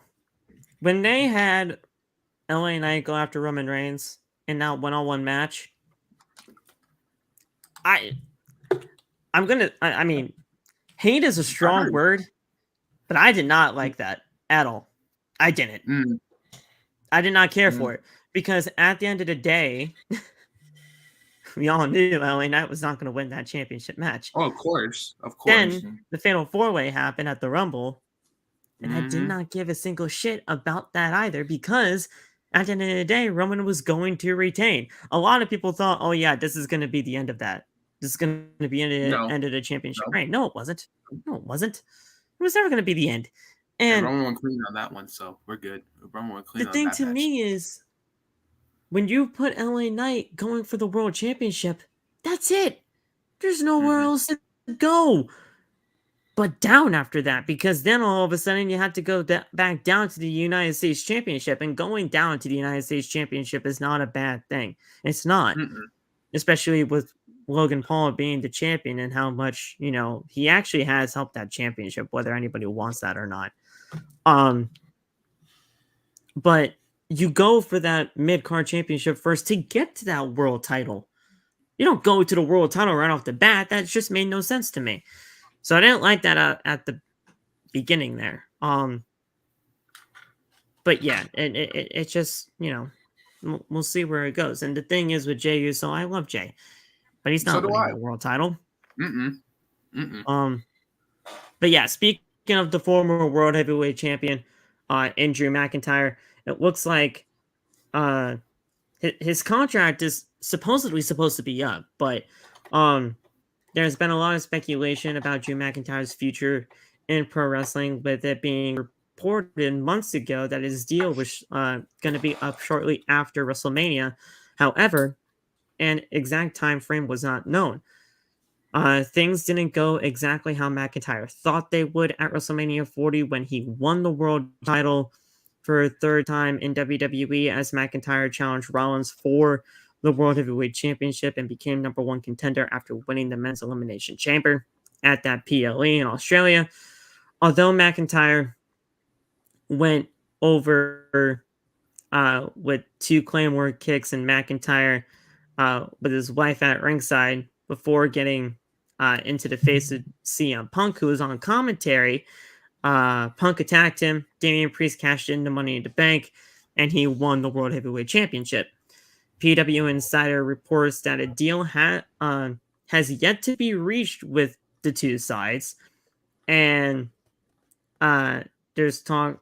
They have been in talks in the last several weeks, but just nothing has happened just yet. The holdup is in terms of a new deal. Per the report, a source told PW Insider that it's looking like the deal is going to be expiring within 5 to 6 weeks. Should McIntyre not reach a new deal, he could walk as soon as late May or early June. So 5 to 6 weeks, and we can no longer be seeing Drew McIntyre on the world of WWE. Do you think that happens, where we see a world with Drew McIntyre no longer being into WWE? Or do you see this deal getting done? Because personally, for me speaking, I see this deal getting done. Yeah. But it's within 5 to 6 weeks, guys. We got to figure this out. And we got to figure it out pretty relatively quickly. If Clash of the Castle was not in Glasgow, Scotland, more likely it's more likely going to be a done deal. More likely, because why would they have a pay-per-view in Scotland if Drew McIntyre's not there? Honestly, let's be clear about that. Drew ain't going anywhere. Yeah, I thought so for a little bit, but I don't think they will be going all in. First of all, on all this CM Punk and Drew McIntyre merch, I think Drew realizes how much freaking energy is in this Punk and Drew feud. He's going to feed families. Yeah, you have everything mapped out for you, so you really don't even have to do anything. You don't. When Punk gets healthy, So why would you go now and maybe be stuck somewhere else? And AEW will put Drew in a weird spot because What is Drew McIntyre going to do? Have a feud with the Acclaimed? With the BCC. They'll put him in with the BCC, and then what do you do from there? You know, that's the same thing I got about Sheamus. But Sheamus is back now, so I assume he ain't leaving. Sheamus is back. He would have been a great fit with Claudio. Come on now. He's built. But that's the thing. Sheamus is more. After that, you're right. They would have been nothing. Yeah, that's the thing. You have your first feud already lined up. Okay, that's cool, but there's nothing else to do in AEW. You have everything laid out for. In Drew's case, you have everything laid out for you whenever Punk is ready to go. So why would you? If I saw Drew McIntyre embroiled in a feud with the Acclaimed, I would just throw up everywhere. It would just be a terrible time. Drew, I will say Punk will be. I think Punk will be cleared right before SummerSlam happens. So more likely they will go at it at SummerSlam. So yeah, and you got it right there. You don't got to go anywhere. Yeah. The culmination right there is SummerSlam. Drew versus Punk for the world title. I think Drew wins the championship at Clash of the Castle, and then you have that Drew versus Punk feud for that world title. I did. Make it look like Drew is legitimately walking out of the company. Imagine, what happened at Money in the Bank. Imagine what happened at Money in the Bank with Punk when he won the WWE Championship and kissed the WWE Universe goodbye. Or kissed Vince goodbye at that point in time when that happened. Imagine if Drew did the same thing. You watched JD's podcast, didn't you? You watched JD's I love that podcast, idea. I love that idea. I heard him say that this morning, and I was like, I think that's a great idea. That's a great idea. Make it happen that way. And then all of a sudden he comes back. And then you have the Summer of DM Hunk is a hard, that could be a different rearranging of a time of like a title for that kind of story. But I think that works, and I think you can make that happen.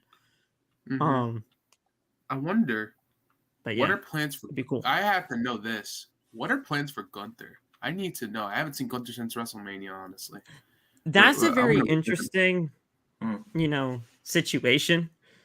Yeah, because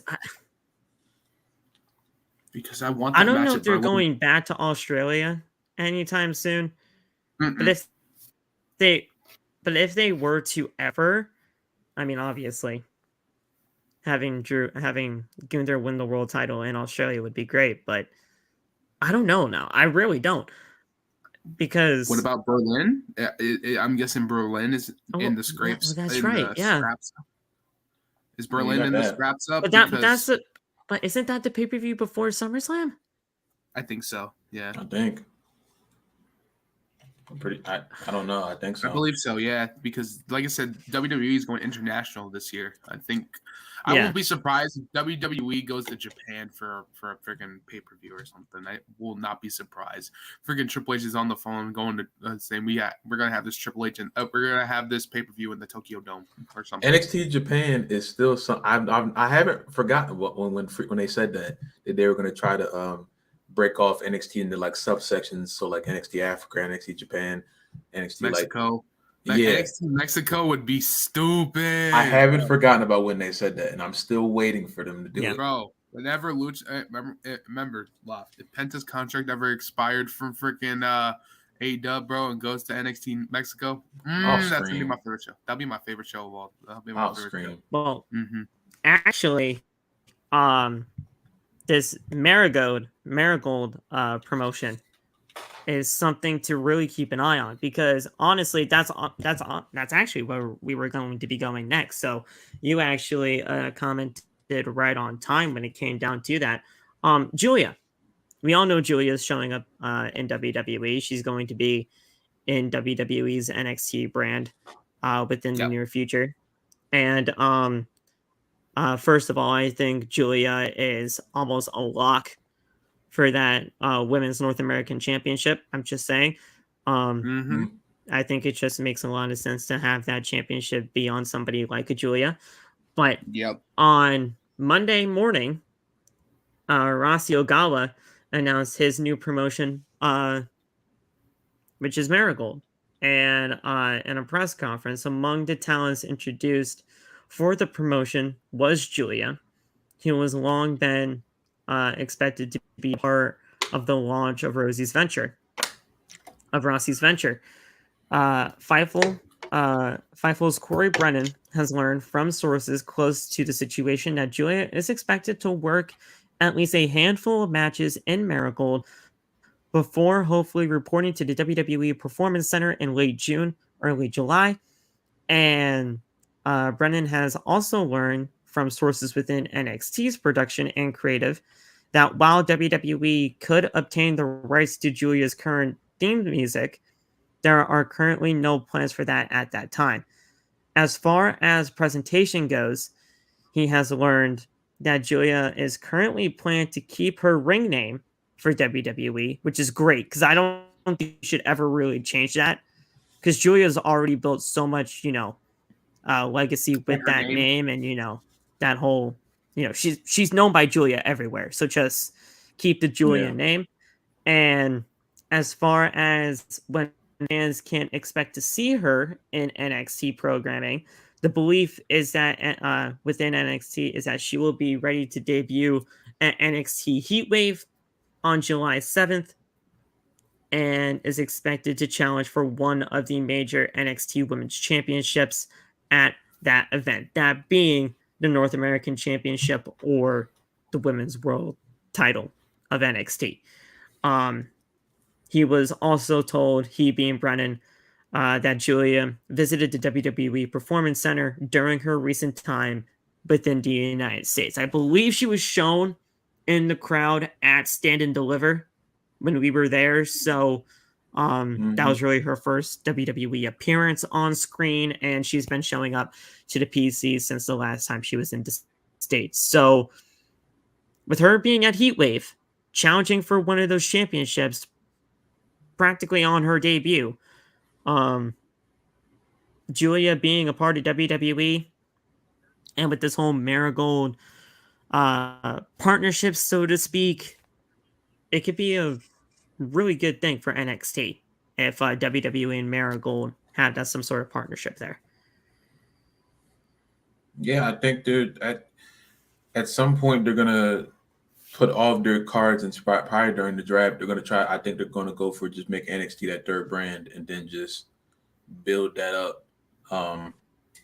And now you have a situation where NXT isn't developmental. Level Up will be the developmental. The NXT can be looked at as the third brand if they want to go that route again. It's funny how they want to do the third brand again. Yeah, I mean, It's not gonna go into shit because, like I said, it's gonna go amazing because Shawn Michaels and freaking Triple H would. Well, we don't have to worry about Vince anymore and his grubby hands getting all over it. Exactly. So we got DX and we got DX running this bitch. Remember that. We got Shawn's doing the best job with booking women that I've seen in like probably any out of any shows that I watch. There's all those being like TNA, AEW, both main roster WWE shows. Triple H is trying, but he's cleaning up Vince's mess for over a decade. I don't think Shawn has 6 women's feuds working on NXT at the moment. 6, and most of those are a lot. Probably only one of them is for the championship. Yeah. Triple H, I think that's one of the places where he's just not the strongest, and that could be because Raw is 3 hours long, and he already showed that he already said that he doesn't like booking the show, which is understandable, because it's too long. But Shawn is doing a great job with that specific part of booking the shows. So if you give him more, assets to do that, along with the recruits that are coming in, oh my God, you have a. Yeah. If they ever did an all-women show, I would trust Shawn Michaels to run it. Hey, wait, so if they have an Evolution 2, and they let Shawn take care of it? Yeah, you have it because he's not doing anything wrong in the women's division right now, and it's insane. Yeah, that is true. Well, at that point, I would have both. Look, I understand that Triple H may not be the best in terms of getting the women, together in terms of, booking them correctly. But I mean, what he and Sean could do for an all-women's pay-per-view, I think would be Oh yeah, a good Absolutely. idea. I add mean, Stephanie you into the know, mix. Add Stephanie into the mix. I mean, obviously Stephanie Pure gold. could have an input as well, but I Mhm. mean, yeah, look, Giulia being a part of WWE is going to be great. Her keeping her name is even better. If they can get the rights to her theme music, I think that would be even. I think that would just be fantastic. But I'm kind of scared. we'll see that in due time. I was kind of scared of what they would have named her if it was under the Vince umbrella. I was like, don't ever name her something that's very stereotypical. I would be terrified. I would be like, give me that Death Rebel theme song. It's gonna be trash. Nah. I love how everybody is getting on their case now. It's pissing me Everybody off that I already. see, I'm seeing Stop all it. these remixes Knock of it these off. songs. Y'all were doing John Cena, freaking like y'all doing Bobby. I'm like, stop it. Joe mashups. Because I love that, dude. I love Joe mashups, but man, TJ. Oh wait, that's Deontay.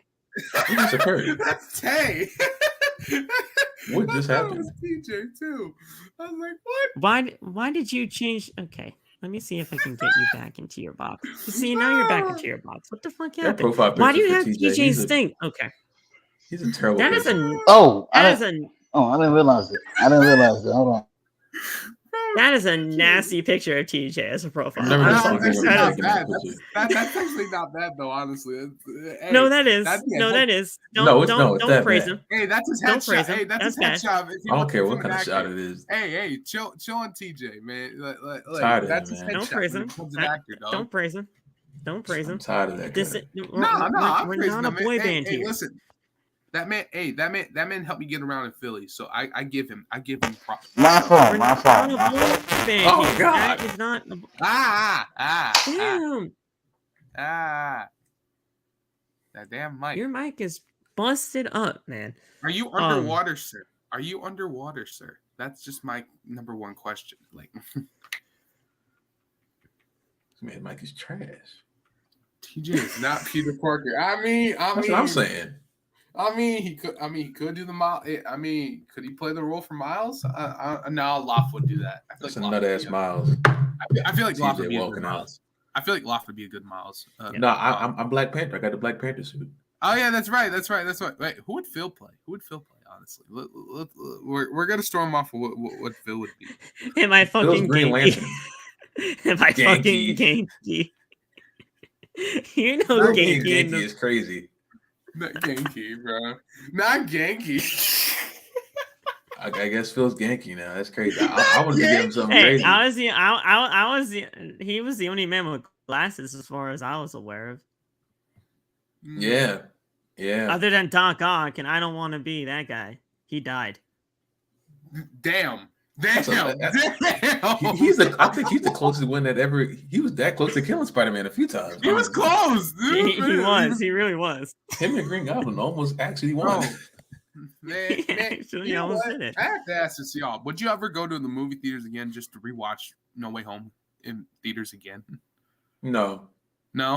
Was it fun for? They're playing the Peter Parker No. movies in theaters now. I know. I saw that. And I I'm was about like, to go.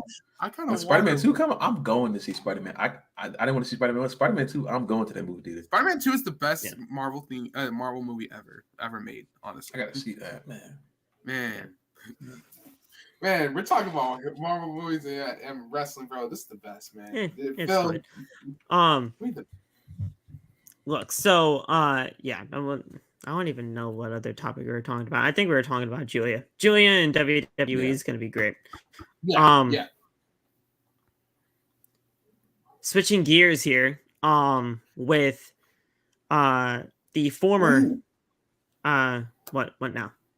What? No, I was just saying, were you gonna talk about Rhea? I was just saying, we forgot about Rhea. We were talking about.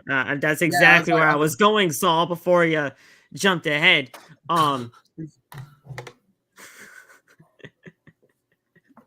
God damn it. Rhea Ripley. I was like, ooh. Rhea Ripley. We haven't apparently there has been some news on a time frame for this injury. Obviously Rhea Ripley had to vacate her women's world championship due to the injury, and now the most dominant force in WWE WWE is champion once again. We gotta get Vacant off of this championship picture because the man, Vacant just takes everything, and I hate that. Powerful. Vacant was powerful with that. Vacant is one of the most powerful beings in all of professional wrestling, and he has to be stopped. He was believable to beat Roman before Cody. Come on, Vacant was very was real before Cody. Come on, man. Vacant is an Jesus. What is happening with your stuff, D? What is happening? Okay, now he's gone. He's gonna be back. Talking into a fan. What was that? What happened? It's my first. Damn. I was like, Is this better, bro? Oh my god. Are we good? I don't know why it keeps doing that, dog. It's only on this StreamYard that does that. What happened? It's only on the StreamYard that does that. Only on StreamYard that does that shit. I'm kind of scared of when I play 2K. You gotta get something else, bro. Get them Five Below AirPods in. Five Below for real. That's what I'm saying. Bro, Rhea Ripley had to vacate the championship. Nate, that was not cool. She had to vacate the championship due to this injury, and now it looks like there is some sort of timetables for this injury. She had to vacate the Women's World Championship because of the opening segment of Monday Night Raw, only to be taunted by Liv Morgan and doing the thing with that whole situation. Loff was very happy about that, as you can see. As previously not about her getting hurt, but you know, suffered a shoulder injury during the Brawl segment from the April 8th episode of Monday Night Raw, when Morgan attacked her and threw a chair at her head. First of all, we should not be doing that in 2024. We shouldn't be. Ripley did not even realize that chair was even flying in the air. So the fact of the matter is, so funny. Liv Morgan she turned around. And next thing you know, she got yeeted in the face of the chair. Liv Morgan chucking a chair in 2024 just should not be happening. And I love Liv Morgan, but Liv Morgan can do what she wants to feel. Shut up. No, because it ended in something like this, Deontay. What? I've had it up to here with y'all. I've had it up to here. We should not be seeing chairs flying at somebody's head. Why are we acting like Rhea didn't know that spot was going to happen? Why are we she didn't know. Look at what she did. Stop it. I'm tired of y'all. Man. I need y'all to stop acting like these aren't trained professionals that go over every move they do that's going to be on camera. Liv didn't just go rogue and say, I'm going to just knock her head off. So she acted shocked as hell that she saw a chair flying at her face? That's called sports entertainment. They've been acting this entire time, Phil. That is called sports entertainment. We think Rock really didn't know Undertaker was coming out at WrestleMania? Like, what are we doing? Of course he did. Okay. You probably didn't know about Undertaker. Dude, what are we discussing? I was mad. We're not going to act like Rhea had no idea that Liv was going to throw a chair. Rhea knows how to sell, so she made it seem like she had no idea. That's the point of a sneak attack on a show. What are we doing? Come on, man. Don't do that to me. She made it pretty convincing then. Because she's a good wrestler. We should be applauding her. And now she got hurt. I still love Mommy, though. I still love Mommy Rhea. Still. In breaking news, Rhea was already hurt before Mania. So I need everyone to stop acting like Liv killed her. Not y'all specifically, but I'm just saying everyone else. Acting like Liv went out there and just tried to murder her. She was already hurt. You idiots. Just threw a chair. Didn't do anything. It may have re-aggravated something, but Liv did not go there and try to kill her. Y'all got to stop with that, man. So while speaking with Wrestling Observer, Brian Alvarez noted that Ripley is looking to be out of action for at least 4 months, which sucks. April. It sucks.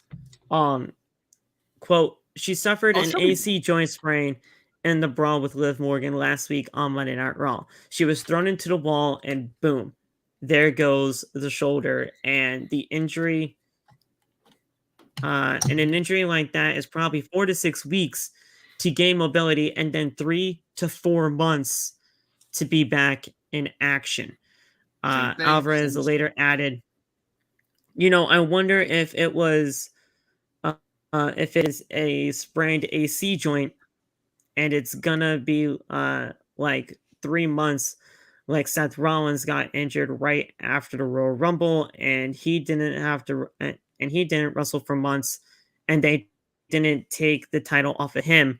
Obviously they had a big thing planned for Mania, so that's probably why, but I'm wondering if maybe, they were like, okay, well, you're hurt, so let's just try to put some ice on it, ice on the title for 2 months, 3 months. But what we can do, we can make this something between you and Liv. Look, I don't know what's happening at this point. If she's going to be out for 3 to 4 months, that's absolutely devastating for that women's division. My thing is, how the hell are they gonna do this women's championship thing? Because they if I was gonna win it next week. They're crowning a new champion this Monday. Battle Royale. But how are they gonna do it? Nia Jax. I'm just kidding. Honestly, here's the thing: Nia Jax is most likely walking away with that championship. It's either Nia or Becky. That's not true. It's either Nia, Liv, or Becky. It's either Nia, Liv, or Becky. Those are the top 3. That's the only 3 on the roster. And it go be Indy. Those are the only 3 defenders on the roster. Hang on, guys. I hate to say it. Never say never, but I think Charlotte Flair might return too. That's always a wild card. That's actually always a possibility too. Always never. Charlotte Flair. That is always a possibility. But when in doubt, give her another title. Yeah, seriously. But look, that she does not need. That she don't need. But look, 3 to 4 months is brutal. Obviously, we all know this. And now women's division on Monday Night Raw compared to Friday Night SmackDown.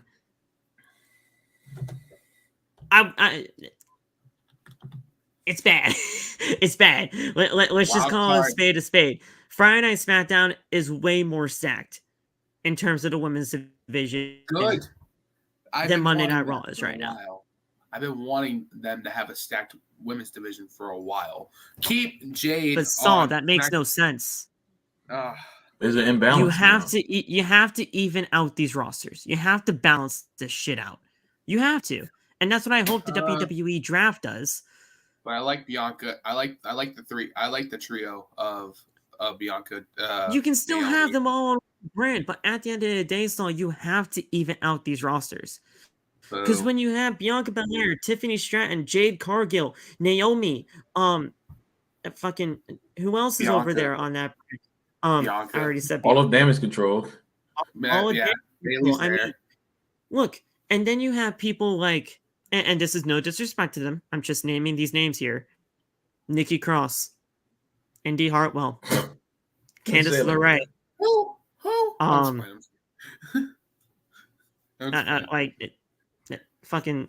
Again, like Chelsea Green, she's about to get Chelsea Green, Piper Niven. I mean, SmackDown is just way more stacked than it is on Monday Night Raw, and Monday Night Raw is more than it is a 1 hour more show than Friday Night SmackDown.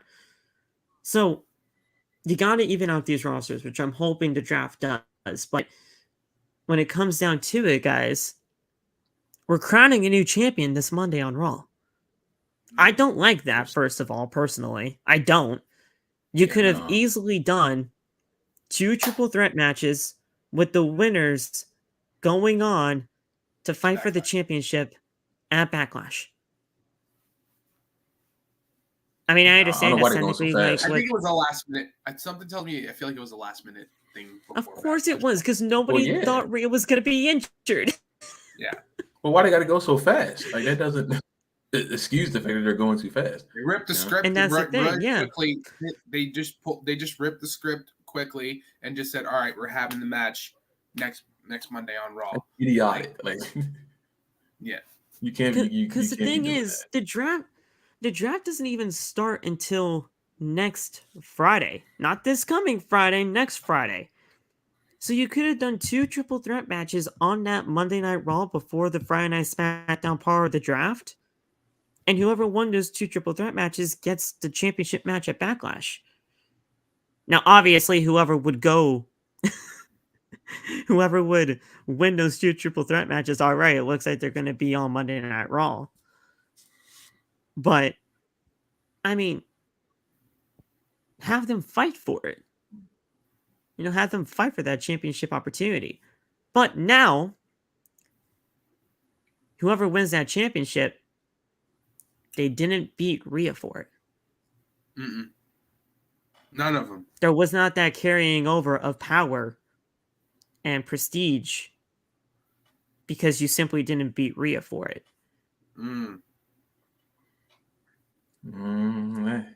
Yeah, that's gonna hurt the current champion, whoever that will be. Yeah, it's gonna hurt them. I don't know why. I don't think. I mean, it really technically shouldn't, because now they're the world champion of the women's division. But it will hurt them. And that's the thing. Even if it turns out to be Nia or Becky or whoever it is, why should it hurt them that an injury happened that they had nothing to do with? That doesn't make any sense. They won the world title off of a technicality. You can say that, cool.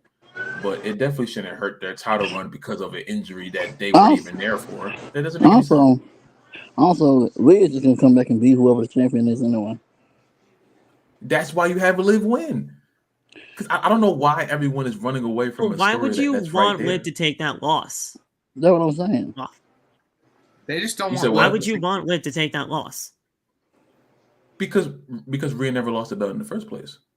Well, why should it be Liam that she beats though? Because Rhea already beat Nia and Becky. Everything from her. Rhea already beat Nia and Becky consecutively. She's beating Liv too. Not as recent. She just beat Nia. She just beat Becky at WrestleMania. When was the last time she beat Liv? Like 2 years ago. Exactly. Since she joined the Judgment Day. Exactly. And Liv is the last person that pinned Rhea. So why are we? It's not that hard of a concept to understand. You have it all planned out for you. If Liv wins the championship on Monday, you can have Liv and do a whole Judgment Day storyline all the way until whenever Rhea comes back. I pitched the fact of Rhea just squashing Liv when she comes back, just for the fact that Rhea didn't lose the championship anyway. But hey, say if Rhea comes back and then Liv beats her again. Either way, you're gonna have Rhea win the championship back at some point because she never lost it. You know what I'm saying? You can't do what you've been doing to her for Finn for 8 years. You know what I'm saying? Finn never lost, and they never got his get back for that, and they had opportunities to. So you have a chance to do something different with Rhea because she lost the championship off of a relinquish because she never got pinned. You have Liv right there, and as Liv is destroying everything about the Judgment Day, and maybe you can have her be a part of the Judgment Day's impending demise, which you all know is coming soon. Rhea can get the revenge on her on the first match back, or maybe the second match back. Well, and now you had Liv do all this credibility stuff. Since everyone thinks Liv is incredible to do anything, you have all this time because again, there's no one else on the roster besides Becky and Nia. So now you have Liv to build up all the credibility until Rhea comes back, and you may have her beat Rhea on that first chance, and then Rhea beats her again at some point, and now you made Rhea even hotter than she is right now, and you've made Liv more credible because she's been beating people ever since Rhea was away. Why? That's the open and shut people case. Just don't want Liv. They don't want Liv like. It doesn't matter what they want. There's 3 people there, and Rhea already beat 2. So what kind of sense are you doing going backwards? Why does Becky deserve a championship after she just lost at WrestleMania, and why does Nia deserve one after she lost at Elimination Chamber? There's one common denominator here. The one person that technically took her out. You want to blame Liv for an injury? That's how you do it. The fans have been making a story in front of their face, but they're too stupid to understand the story that they've been blaming Liv for. It's right there. And it all ends in the same way of just Rhea winning the championship back. So what are we talking about? I hear you off. I do, but I don't know if WWE is just going to, quote unquote, award her with a championship after this fluke injury that happened with Rhea. I don't know. And maybe that's a part of the story and saying, oh yeah, she won the championship after everything that she did to Rhea. But I don't know if they're going to go that far. I just don't know. Obviously, we're gonna you have to know figure why out. they're going to go that far. You want to know why they're going that far? Because they gave Liv a revenge tour storyline before all of this stuff happened. So if you give her the storyline beforehand, and wouldn't now the revenge tour mean more if she beat Rhea for the title? you can't beat I mean, Rhea for the obviously, title now. hindsight's 2020. Considering now she's injured, she can't beat Rhea for the championship. But to That's what me, I'm it would have saying. meant more if she beat the champion. You're right, but they can't do that anymore. So now you gotta roll with the cards that you're dealt. And if they for some reason, and you were writing earlier, I don't know why they're going so fast, but making a new champion on Monday. I don't know why, but that's the reality of it. So you make Liv the champion right now. You don't have to write a story for this anymore. The story's already been there. The Rhea and Liv rivalry hasn't ended yet. We can't. We want to talk about awarding people things. We can't award Becky and Nia a championship after they both got pinned. Liv That I'll can't pin agree Rhea. with you on. Yeah, Liv can't pin Rhea, and Rhea can't pin Liv. So it's open and shut. You can't make adversity. I see what Corbin's saying. As far as adversity for Liv, the only adversity for Liv has been Rhea. And if Rhea's taken out of the equation, who's standing in her way? Yeah. Unless we even out these rosters, there's not going to be any type of that's what I'm saying. Adversity for Liv to face. If they wait until after the draft to do this, then I'll be like, okay, now I understand more than one person besides Liv win the championship. They're doing this on Monday. There is no draft yet. Yeah. There's only 2 other contenders for the title, and both of them already lost. Yeah, the draft. So what are you the going draft to do? happens on the 26th and 29th. Yeah, that's after this Monday on Raw. So yeah. The problem that they're in, they created it. No one told them to make a world champion right now. They created this problem. And it's a problem for us right now because we're trying to figure out what's happening. They already know what's going to happen. If Monday comes and they don't give it to Liv, I don't know what they're doing because you're not making a smart creative decision at all. I don't know what creative team is going to have on Monday. Like, that's the other thing about it. They can do a triple threat between the 3. Just Becky, Nia, and Liv. And maybe for the first time ever, Becky can take a loss to Liv because Becky just never puts over Liv. And if I talk about that, I'm a Becky. And I don't know if there's any type of consolation to this, but I think Raw is in Columbus next week. And I can't show up. I'm broke. What's the relevance of that? What's the relevance of that? Alexa Bliss.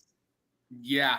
Man. Look at Anthony, shot to ring. I'm not saying that Alexa Bliss shows up and wins the championship, but I mean, if Alexa Bliss returns on that Monday's episode of Raw and gets added to whatever the fuck they're doing, I mean, I'm not saying she wins that championship, but Alexa Bliss could show back up there. Love you, Nate. The champion who's not winning the champion. As much as I want it, as much as I want Shayna to be champion, Shayna's not winning that title. I'm sorry. If they give the title to someone who hasn't been, there's only 3. If you give that title to someone like Alexa is advertised, like I said. So Alexa is most likely returning on Monday. I'll be very happy to see her. But you don't want her to win the title because there's no point. There's no point in Charlotte. There's no point in Alexa. There's no point in anyone else. Because none of them have a story with the champion who just lost the belts. The last person we saw real was with Liv. Well, if I agree with you 100%. Liv Morgan makes a lot more sense to win this championship. It just sucks that it has to be in that way if they are going to go. Absolutely. That's the thing. Because we didn't create this issue. They did. No. So it's like now they created this issue figure it out completely on their own. And it was a complete fluke injury. Because she got slammed into the wall and her wrist snapped, or the AC joint in her shoulder. So it's like and already, and then they panicked like they always do, and did something stupid. So now they have to deal with the cards that they put on the table. No one told them to put the cards on the table. They do a triple threat match next week on Raw, or this coming Monday on Raw. They do pull the dumb route of making Charlotte the champion. Boy, I don't know, man. If they do another person that Rhea beat. Yeah. What are we talking Another about? person. All they Yeah. literally had to do, though, to rectify all of this is I would have had a triple threat on this coming Monday on Raw. Winner of that advances to Backlash. Then on the 29th, the go-home show before WWE Backlash, which is the draft episode of Monday Night Raw part, like the Monday Night Raw part of the WWE Draft, have a triple threat match for that second part of the one-on-one match at Backlash. Winner of that match goes to Backlash. Winners of those two triple threats gets to fight for the championship. They're far going past that. They're so far going something past to that, it bro. instead of just doing some random ass battle royal for the championship, and that we don't even know if that's going to be the thing. They could do a gauntlet match. They could do I would love to see a ladder match. That would be cool. That would have been amazing. That would be. I would actually love to see a women's gauntlet match for the title. I would. Have they ever done that? No. A women's gauntlet match? I don't think so. Not that I know. Wait. Yeah, they have, but not for a title. I was like, damn. I was like, Sasha was in the company. She was in the gauntlet match. Oh, Jesus, long time ago. Damn, that was a long time ago. But yeah, I mean, look, we wish Rhea nothing but the best in her recovery. However long it's going to take, 4 to 6 months, 4 to 6 weeks for mobility, and then 3 to 4 months to get back into action. That sucks for everybody involved, but we wish her nothing but the best. And then Rhea's gonna come back strong, bro. Yeah. Oh, and I'm telling you right now, guys, terrifying. She would have held that championship until WrestleMania 41. I'm dead set on it. I'm dead set on it. She would have held that title till 41. Because Rhea was getting over. Let's be clear. Rhea was getting. And Rhea's going to come back as over now. I ain't gonna lie, that would have been a good idea. I ain't gonna lie. Rhea's coming back as a babyface. Because you saw, you see the reaction she gets. Over she turned that crowd at WrestleMania. When Rhea came out, she got cheers, and then Becky got cheered. Who came out? Yeah, Becky came out first, I think. Yeah. Yeah, Becky came out first. Always the challengers come out first in the championship matches like that. Becky comes out first, the crowd cheered. Rhea came out, that crowd lost their mind, and then for the entire match, Becky was healed. She had everybody. She had everybody in the chokehold, men, women, and also you have to understand. The band that plays her theme song literally did a live performance in Lincoln Financial Field. They were great, by the way. They were great. Yeah. Rhea, whatever band that was, I think it's Motionless in White. They were fantastic. Indeed. Hey, people from the UK that were there, I can hear them in the audience cheering for Rhea. Like people that came to the UK for Philly just to see Rhea. All of our section. We're Rhea Ripley fans, like every single person. We love no, damn Arena is that she. I wonder what Rhea Ripley how you make women heal. It would have been very hard to find a Becky fan in that arena. There were a lot of Becky fans, but they flipped once Rhea came out. Yeah. I wonder what Rhea calls her fan base. She probably does. I mean, I wonder what name does she call them? Like, I don't know. I have no clue. But the other thing is, like I said, hey, when we were all there, I'm pretty sure all of us were gonna faint when Rhea was at the convention center. Freaking Rhea, we love you. Rhea's fantastic. I can't. Let's talk about that WWE draft though. Let's talk about that WWE draft though, because the draft is something that is going to be very interesting when it comes down to it. The WWE draft is obviously vastly approaching with the renewed focus of NXT's part in the event on WWE TV. I've been telling them to do that for years. Yeah. There have been a few question marks over what NXT's role is going to be in this year's draft. One being the possibility of main roster talent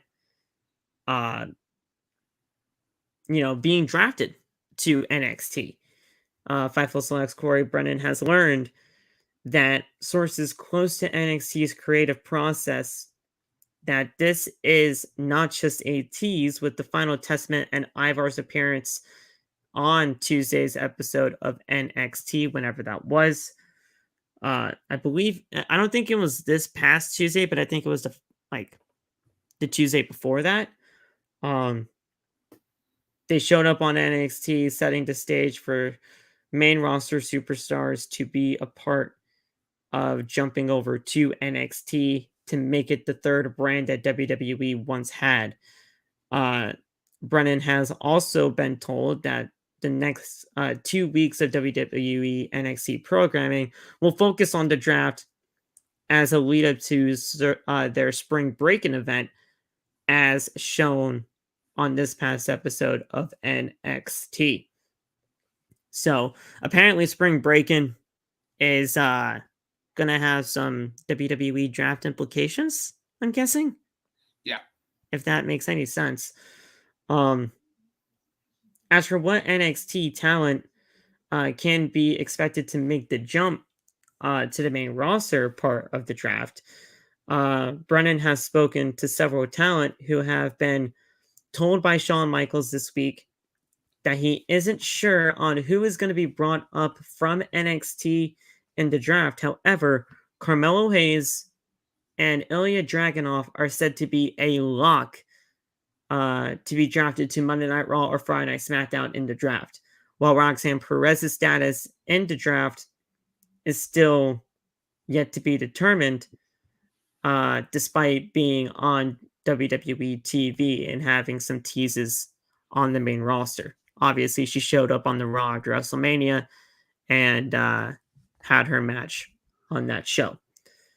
Elsewhere in NXT, Tony D'Angelo and his family and Baron Corbin have also been in discussion to be a part of the WWE draft to make additions to Monday Night Raw and Friday Night SmackDown.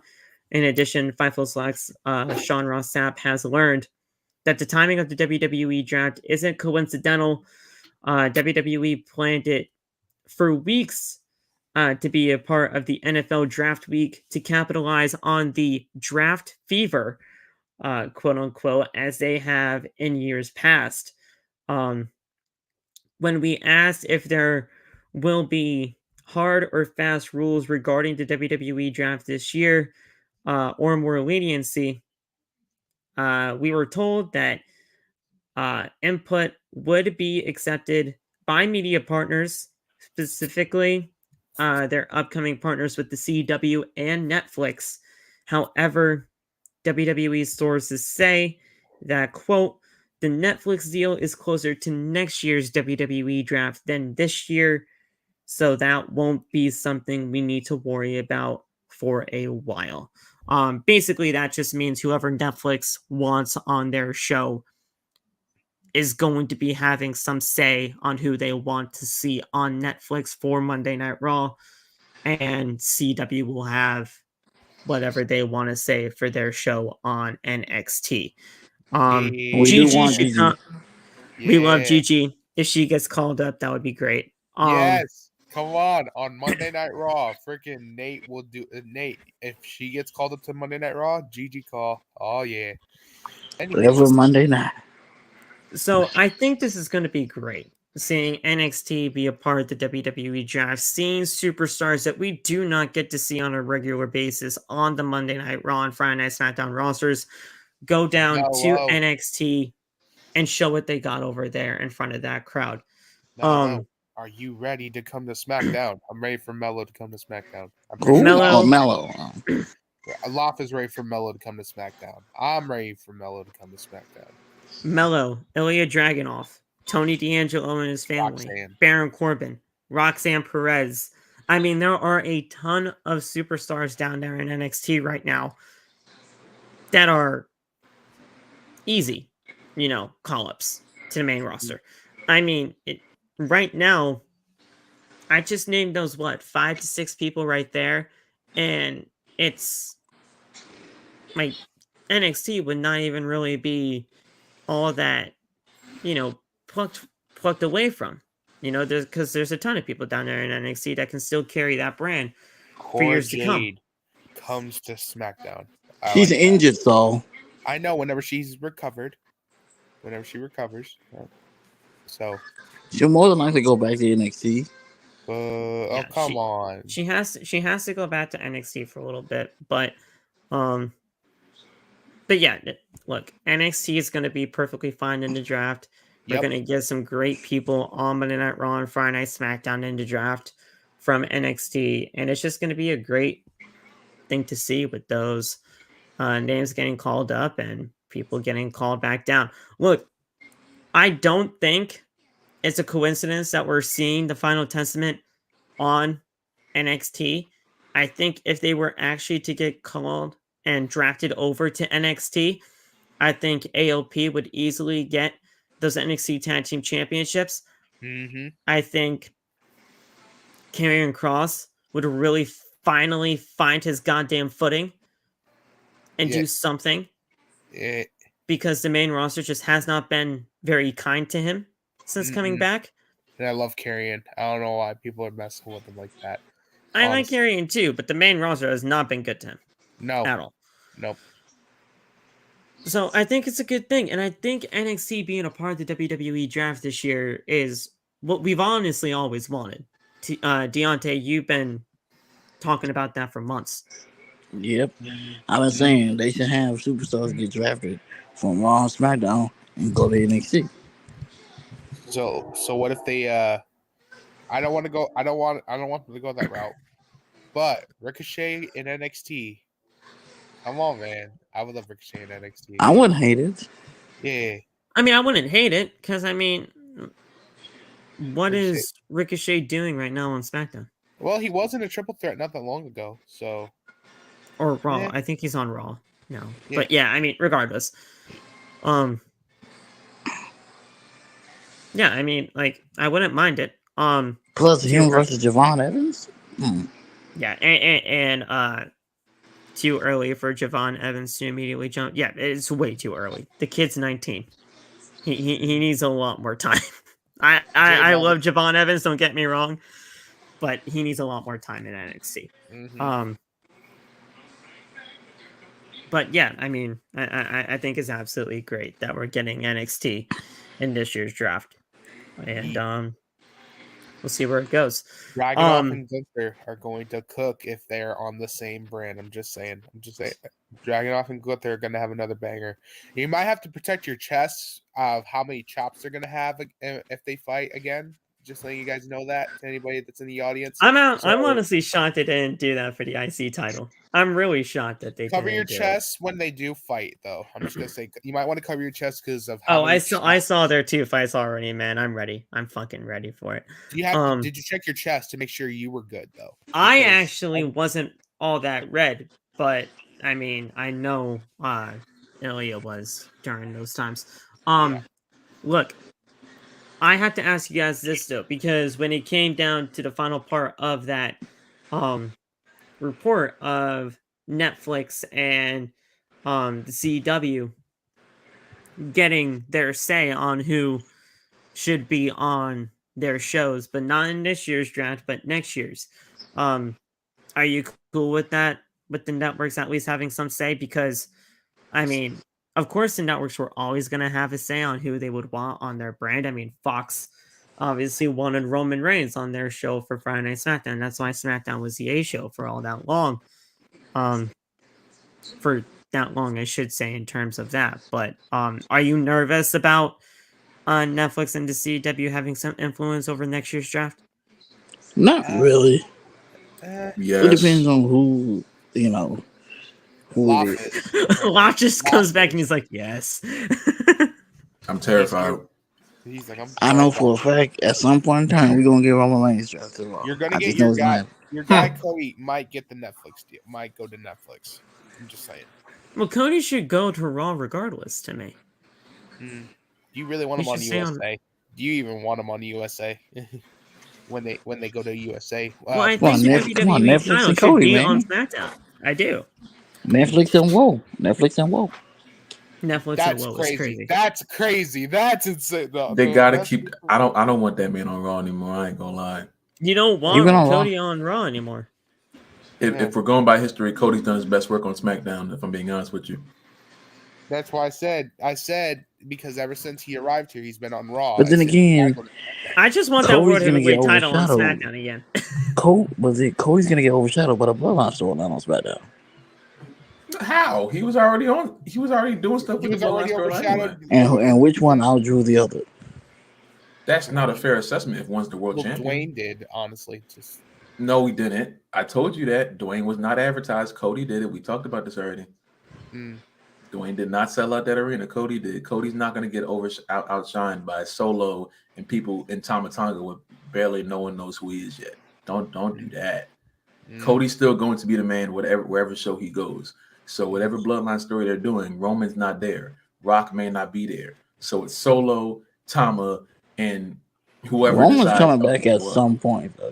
Roman's Solo Sikoa, Tama Tonga, Jacob soon. Fatu versus the original Bloodline and the Usos and Roman. That's what's happening. Roman is actually in creative with that Triple H gave him creative control over the Bloodline story. I don't know why that was a story. And then The Rock never all had that. And then The Rock is going to be in control of everybody else on that Solo side of the Bloodline. That's what's going to lead to Roman versus Rock at 41. Yeah, so that's the thing. That's for the future. The right now is still Cody Rhodes. You move him to SmackDown, he's the number one part of that. We're not Solo. What show is going to be the A show when the new TV deals show back up? Raw may be the A show by technicality because it's the only one on Netflix. Or SmackDown's more for they can put the Bloodline shit on Raw because they have more time to tell it. It's a 3-hour show. That's also true. That's a better option to me. So you can separate the two, so Cody doesn't have to just do Bloodline stuff for his entire time. There is a reason why Netflix signed a $10 billion deal, or however many billions they got from Monday Night Raw. Yeah. Monday Night Raw is going to be the A show. Just put the Bloodline stuff on Raw and then make Cody the world champion of SmackDown. And now you have and Damian. This thing, why are we not talking about Damian Priest being overshadowed? He's gonna get overshadowed, not Cody. The World Championship has been overshadowed since its inception. Okay, Cody's gonna get overshadowed regardless. Then what? There's only 2 shows. That's what I'm saying. I don't. There's nothing else in they my can do, world. You know what I'm saying? For where these championships should go, I want the WWE title on Raw. I want the World Heavyweight title on SmackDown. I want the IC title and the US title to stay where they are. IC Raw, US SmackDown. The World and WWE Tag Team titles. I think the WWE Tag Team Championships are going to get revealed tomorrow on SmackDown. They can stay on there. Boys. The World. They're not the champions, Saul. It's A-Town Down Under. I know. I said in the future. I said in the future. And then the World Tag Team titles, I mean, they are red, so they got to stay on Raw. And then with the WWE Championship being on Raw, Bayley can move to SmackDown with the WWE Women's title, and then the Women's World Heavyweight Championship can go to SmackDown. I want those Women's World titles and World Heavyweight. He just wants nostalgia back. That's it. He just wants nostalgia back. It's not just about nostalgia. I think it just makes a lot more sense to have the A show have the WWE Championship. Does it not make sense for that? I don't think in this case, no. Just because. But wouldn't you want the best storyline ever told on the A show? Yes, that's what I'm saying. If Raw's the A show, then I think you would put the Bloodline stuff on there. Because plus it's 3-hour show, so they got more time. You would want Cody Rhodes. I don't disagree with that because you have a lot more time for that. I don't know. If Cody goes to SmackDown, I'm not going to be mad at it. I just think that, with the WWE Championship, because they're calling it the WWE Championship now. They're not calling it the Universal title anymore. I think Cody's been on Raw for his entire run, and every time he's on SmackDown, it feels like a big deal. So why wouldn't you push that narrative more instead of keeping him on the same show and then the Bloodline story is going to be like it? Because right now, if you look on WWE's roster, he has a SmackDown logo next to his name. Roman Reigns is a SmackDown superstar. Yeah. So there's no point to flip it now. Cody has a SmackDown logo next to his name, and even on Monday Night Raw, he said he appreciates Adam Pearce for allowing him to be on Monday Night Raw, even though he is technically right now a SmackDown superstar. At that point in time, we don't know where the people are going to be landing because draft hasn't happened yet. I just saw something. And why isn't it highlighting it? Come on. I should. And I know y'all talked about it already, but what is with The Rock and wanting the whole people's belt? I forgot he asked Rhea. Rock's a weird little man. Look, it's The Rock, so like I fully expect that People's Championship to be defended at SummerSlam. I do. It shouldn't though. I know it shouldn't, but I think it's going to be title and title. I don't know why. Cody Rhodes, the People's Champion. That don't sound right. That don't sound right at all. The Rock. The fact that they exchanged belts on that Monday Night Raw means something. I don't know why it would mean something, but it did. And I feel like that was just for a moment. I don't think it should be a thing, honestly. I think that was just. But it's gonna be a thing. They're gonna make it a thing. So why make it a thing though? Because Rock comes out with the belt. Because Rock comes out with the belt. He is a champion in WWE. He basically is a champion in WWE right now. Champion. It was just it's supposed to. The Rock is literally the FTW champion. There it is. The Rock is literally the FTW don't champion. Say that. Don't do that. Don't. He do is. That. Why? Why can't I say that? The FTW championship is not recognized in AEW, yet they have Hook parading around with the championship for however long he's had it. And now he's defending it against fucking Chris Jericho this Sunday at fucking whatever pay-per-view is called, Dynasty. Don't do it with the don't call Rock with the tell Rock to what did Taz make what did Taz do to make himself a champion in ECW? Made his own belt. Create the FTW championship. But that wasn't okay. That is the same thing. That's exactly this. Rock did it. Like, I don't know why we're trying to make excuses for things that people did themselves. He was presented the People's Championship by the people of the. I think it was Muhammad Ali's family. Yes, I was like, yeah, that's where I'm coming with. I was like, okay. He was presented a People's Championship. That's what I'm saying. If it was such a prestigious title, keep it in your house. Don't come out with it, and don't let Cody hold it. What was the point of doing the segment if Cody can't fight for the championship that you brought out? I think I was. And I understand.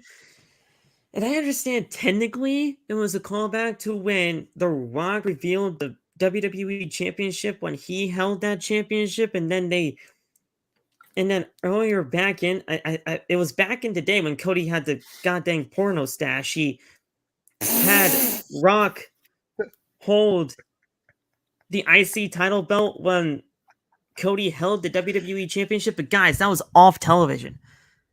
That was a dark segment on Monday Night Raw. So they did a callback to a dark segment on Monday Night Raw when Cody was a part of the Rhodes Scholars. And that turned out to be one of the most awkward segments in Raw's history. Bro said, if I want to grow a mustache, I'll grow a mustache. I was like, what is wrong with you, sir? Like, hey, I did not mind Rhodes Scholars. I thought Rhodes Scholars was pretty solid. They didn't do anything with that tag team, but I thought it was pretty okay. I like Damian Sandow. I don't know why Damian Sandow got so much flack. I don't know. I think it's because I was a Team Hell No guy, basically. That's why I was like, not above them as well too. It's like I like Damian Sandow.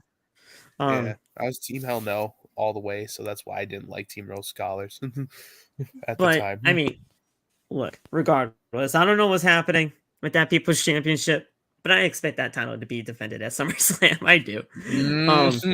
Dwayne, if you come back, do not bring the title, please. He's bringing the title. Don't bring it. He better defend it, goddamn. Dwayne, I love you. Stupid. He's stupid. He better defend that title. He's going to defend the title at SummerSlam against Cody in a title for title match. That is so stupid. Wayne, I see it happening, Ted. Wayne, I love you. Wayne, I love you, but do not give that People's Champion to that bum, please. First off, respect Cody Rhodes. Second off, who said he was going to win? No. Who's winning? Who said he was going to win? No. Cody's going to. No, he's not. Honestly, I'm scared. I would be scared off. I would be. If Rock's title is on the line, Cody's not winning. They're not putting If Rock the over two Cody, titles bro. are on the line, If they and a actually title for do title pull match, that, if they, I might laugh. I am laugh, scared Jake. for Cody to walk out as champion. They're not I putting am. Rock over Cody, bro. Yes, If they are. They're going to do if it. they Though. do, I feel like y'all are just like, I'm done. Like Cody- we're done. Cody- I Cody's would They're be not not doing it. scared. That doesn't make any sense. Well, the final Well, boss. this- It the doesn't WWE make we it, talking it about. doesn't make any sense, Lof. You're right, but I would be very scared. Being scared is a-okay. I ain't gonna lie. But God, they're not. I hope that's not the case, The but I Rock's fear not it is. losing. Shit. I'm just gonna say The Rock is gonna find a way to win. I'm just gonna say No, Because he's The Rock- not. Because The Rock versus Roman doesn't need a fucking championship. it's not So the- It going doesn't. to, but he's just gonna. Then why would he beat Cody in the you think- first place? You think The Rock's gonna lose back-to-back matches? he doesn't need to. Yes. He doesn't need to beat him. He does not need He to beat doesn't, Cody. but I have a feeling he ain't gonna lose back-to-back matches. When Roman Reigns comes back and makes sure that he loses, you have a build for 41. Well, that's And it. then you think he gonna lose that? Well, that's your out. Yes. That's your out. That's your out. Roman Why comes would back. Rock just beat Cody? What kind of sense does that make? No, I'm talking about That- beating Roman. That's your out. I don't Roman. care if he beats Roman or not. That doesn't matter to me. I don't care if he beats Roman or not. I'm talking about him beating Cody. I don't What care if Lof he is beats saying Roman. is 100% right. That is your out. You have Roman Reigns comes back, costs The Rock Yeah. the WWE Championship, and then that's your starting There's your point rivalry right right there. there. You can build whatever bloodline you gotta do. Get all the bloodline members together for Survivor Series. Have that bloodline War Games match, and then you're good to go. And then obviously Yeah. you gotta build to Mania, but. You think Triple H went through all this we want Cody stuff to just do the exact opposite of what they just You do know that The Rock Cody is needs kind of sort of his Cody boss needs now, at right? least to me. Cody needs at I least 10 to understand 12 that. months. You that's do the thing. realize this is the same person who came in and then Cody nearly needs 10 took months to a year Cody's as champion. I'm spot sorry. away from him. They're not putting Rock over Cody, bro. I understand the sentiment. I understand why you think that way. I don't. But He shouldn't win, but I have a bad feeling he is.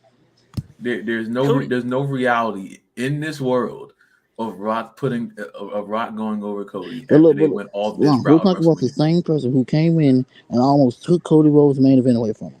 Yeah, almost until they stopped and said, "Let's think Until about we this for a stop second." that shit. So if they went through all of the trouble for rethinking Rock winning the championship, why would they go back months later and have Cody be champion for 4 months to lose it to Rock? It doesn't make Because any The Rock sense. is technically Triple H. He's technically over Triple H, so he can pretty much do whatever the fuck he wants. That's not the reality of that situation. Triple H is still the leader of creative. Rock can't come in and change creative because that's still Triple H's title. Rock is boss on a business level. We all know he has a whole thing as far as the creative decisions, stuff like that. But if Rock was really a part of creative and he wanted to pull everything he wanted to pull, we wouldn't have seen Cody beat Roman in the first place at WrestleMania. So obviously Triple H still has his job intact. So Rock can't just move stuff around. I think once we heard that he's the leader of TKO, we just thought Triple H doesn't have a job anymore, and that's not the reality of it. Yeah, it's not. You're right. Triple H still has a title of creative, and Rock has But I'm a pretty title. sure Rock has some influence. Influence doesn't. That's what I'm saying. Roman Well, has he has influence in the Bloodline story. Of course he does. So does Paul Roman. Heyman has influence. Mad people have influence in this. Cody has influence. Cody That's actually what I'm does saying. have some influence because Yeah. he was a So part why- of. I why bet he are you- does. He's the top guy. I bet he does. Yeah, that's what, there's like 7 people that have influence in this stuff, bro. There- So there's to- no to reason me- why you would To turn me, back. I think Loft was 100% right. Look, Uh, we're just going to see what there's happens. obviously- I hope I'm wrong. I hope I am. But I got a bad feeling that I'm not. Being scared no reality of in that, bro, Rock don't lie. winning that matchup there is not the problem. But ultimately, it would just make legitimately no sense considering everything that has happened up until that point. It I agree would, with him but on I that wouldn't be point, but shocked. it's I would just not crazy. be shocked. I'm gonna give them more credit than that. They're not that dumb. They're not that dumb. I'm going to after we just saw a almost perfectly booked WrestleMania. They're not that. I would hope the Triple H era wouldn't go that way. I don't think he would, but I don't know. Look, I mean, we I'm have trying to seen give them some crazier kind of things credit. happen, but I would hope. nothing. And the thing, I think we're all still very much traumatized by Vince McMahon, and I understand that completely. I'm not going to fault anyone for that. But at some point, we have to be realistic. They're not that dumb. This company's a lot of things, but they're not that boneheaded dumb. He's not here anymore, dumb, and we they would have just ignored us. We have to jump over that hurdle. We have to jump over that hurdle and realize that the man is not here anymore. Yeah, it's hard to jump over that hurdle because, bro, out of all the years we've suffered, we've been so accustomed to his shit, though. Like, it's ingrained in our brain. And here's the thing, guys. Yeah. I'm not blaming you guys for that. I'm like, look, when that match happens between The Rock and Cody, I'm gonna be shitting bricks and nervous because I know there is a possibility of The Rock possibly winning. It's always a possibility, but I don't think it happens. I don't. I would hope. Hey, listen, I can't believe I survived 2020. That's my thing. That wasn't bad, actually. It wasn't that bad. Because that's when we got trouble. No crowd audience instead of. True, but Roman saved that. Roman saved that, though. That's actually a very good question. Sasha. What year in your time of watching WWE was the worst year for you? 2018. Because 2019 still had its good moments like Kofi Mania, The Fiend. 2019 had its moments because NXT was in the Survivor Series. So then you had Kofi Mania, The Fiend debuting, all that stuff. That was the only thing that was keeping me watching was NXT. That was it. Thunderdome Raw was the worst period of time for that company. Oh yes, Black and Gold was the reason I continued. That was the worst Raw I've ever watched. Hey, Black and Gold NXT was stealing New Japan's viewers. So technically, I was the reason why I was watching. What was keeping me watching was Bray Wyatt and NXT. Yeah. Freaking. That was a long ass time ago. Bray Wyatt and NXT? Yeah. 2019. Bray Wyatt? No. Yeah. In NXT? Bray Wyatt. No, Phil. And NXT. Not and NXT. Yeah. I was like, NXT is crazy because that was not Husky Harris. No, not Husky Harris, bro. NXT Black and Gold was the reason why I was still watching. Freaking Johnny Gargano and Tommaso Ciampa. Thank God for NXT, man. Dude, thank God for that. Dude, and NXT at that point in time, they were doing way better stuff than the main roster. I mean, that's not even a debate. New Japan's viewers were coming to Black and Gold, so they were. They had all their people that fucking Adam Cole. Kenny and all of them were holding down the field in Japan, but freaking Black and Gold was putting on banger after banger. But one day we're gonna have a conversation that NXT 2.0 really wasn't that bad. It wasn't that bad. It was not. I think the only thing was I just couldn't get over it. I just couldn't get over that hurdle. I know it was just too colorful. It was just too colorful for me. I caught up and everything like that. I saw their shows. I just could not get into it. I really couldn't. I don't know. It's just some of 2.0, man. You don't like fun? You don't like fun, Phil? I'm just playing. I think it's because it wasn't fun to me at that point in time. It wasn't. I'm willing to make the argument that NXT now has more potential than NXT Black and Gold. It does. It definitely does. You got more talent. You got fucking Ilya. Forget Adam Cole. Forget Adam Cole, Finn Balor, and all of them. You can't forget that because that's Black and Gold, Saul. You can't forget that. You can't forget an era of NXT. You can't. You can't forget any era of NXT. Without NXT Black and Gold, we wouldn't have this era of NXT. And I don't want to hear any of that otherwise. Well, yeah, we know that, but I'm saying it in the sense of I think Shawn Michaels has done a better job overall as far as making what the definition of NXT is. I think Shawn Michaels has done a better job with Triple H than Triple H. I can agree with that. I can agree with that. Because NXT Black and Gold was a different beast, quality wise, it's a toss up. Unless you saw from the very beginning of Black and Gold to when it ultimately ended, you don't know what NXT Black and Gold was like. Phil, you just said it. It was a different beast. NXT at its beginning, what was NXT made for? Developmental. Well, it was developmental until it turned into a third brand.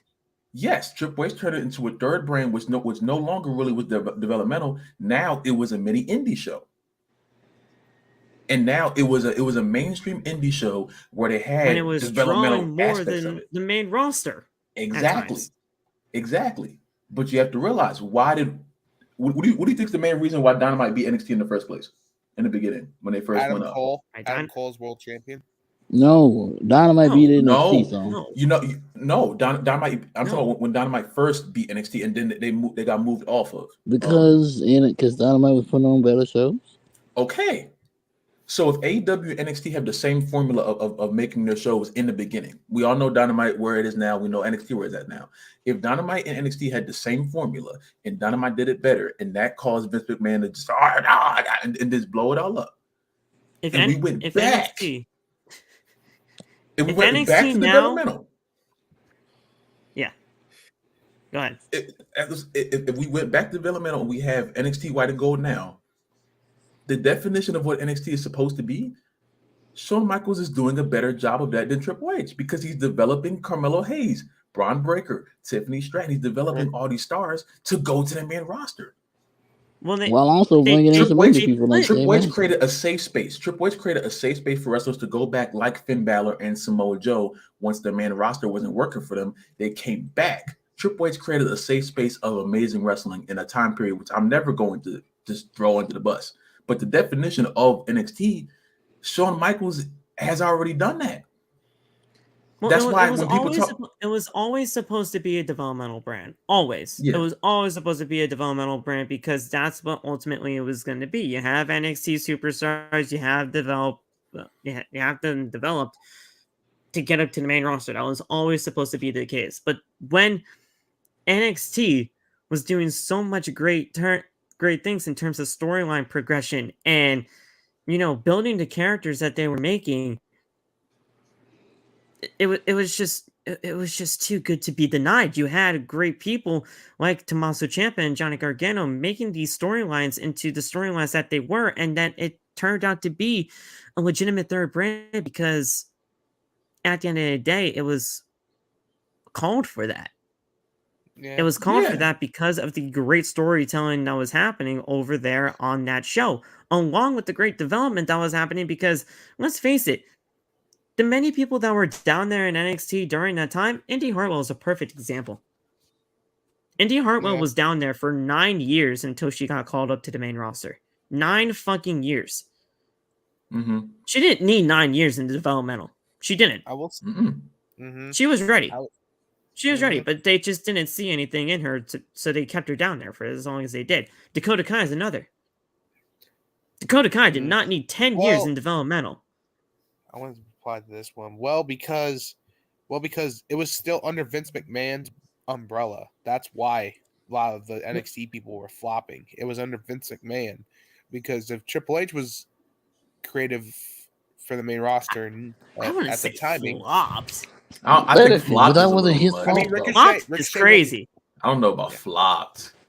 Yeah, flopped is crazy. Maybe not the biggest potential, but flopped is. Flopped they also crazy, flopped under Vince, most likely. And then when Vince got into NXT, and put his hands all over that shit, that's when things went downhill quick. Hey, Corbin, we don't talk about that. We don't talk about what happened with Keith. We don't talk about that. We don't talk about what happened with Keith. We don't. Well, Keith Lee, that was the fucking worst one out of them all. We don't talk about that. Actually, no, Karrion Kross. Karrion Kross got fleeced. Karrion hated it. Karrion Kross.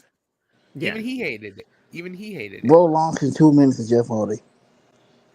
That was a crazy night. I was happy and confused and sad. He showed back up with no more words. Love called me. He was freaking out. And then all of a sudden, he beat Karrion Kross in 2 minutes.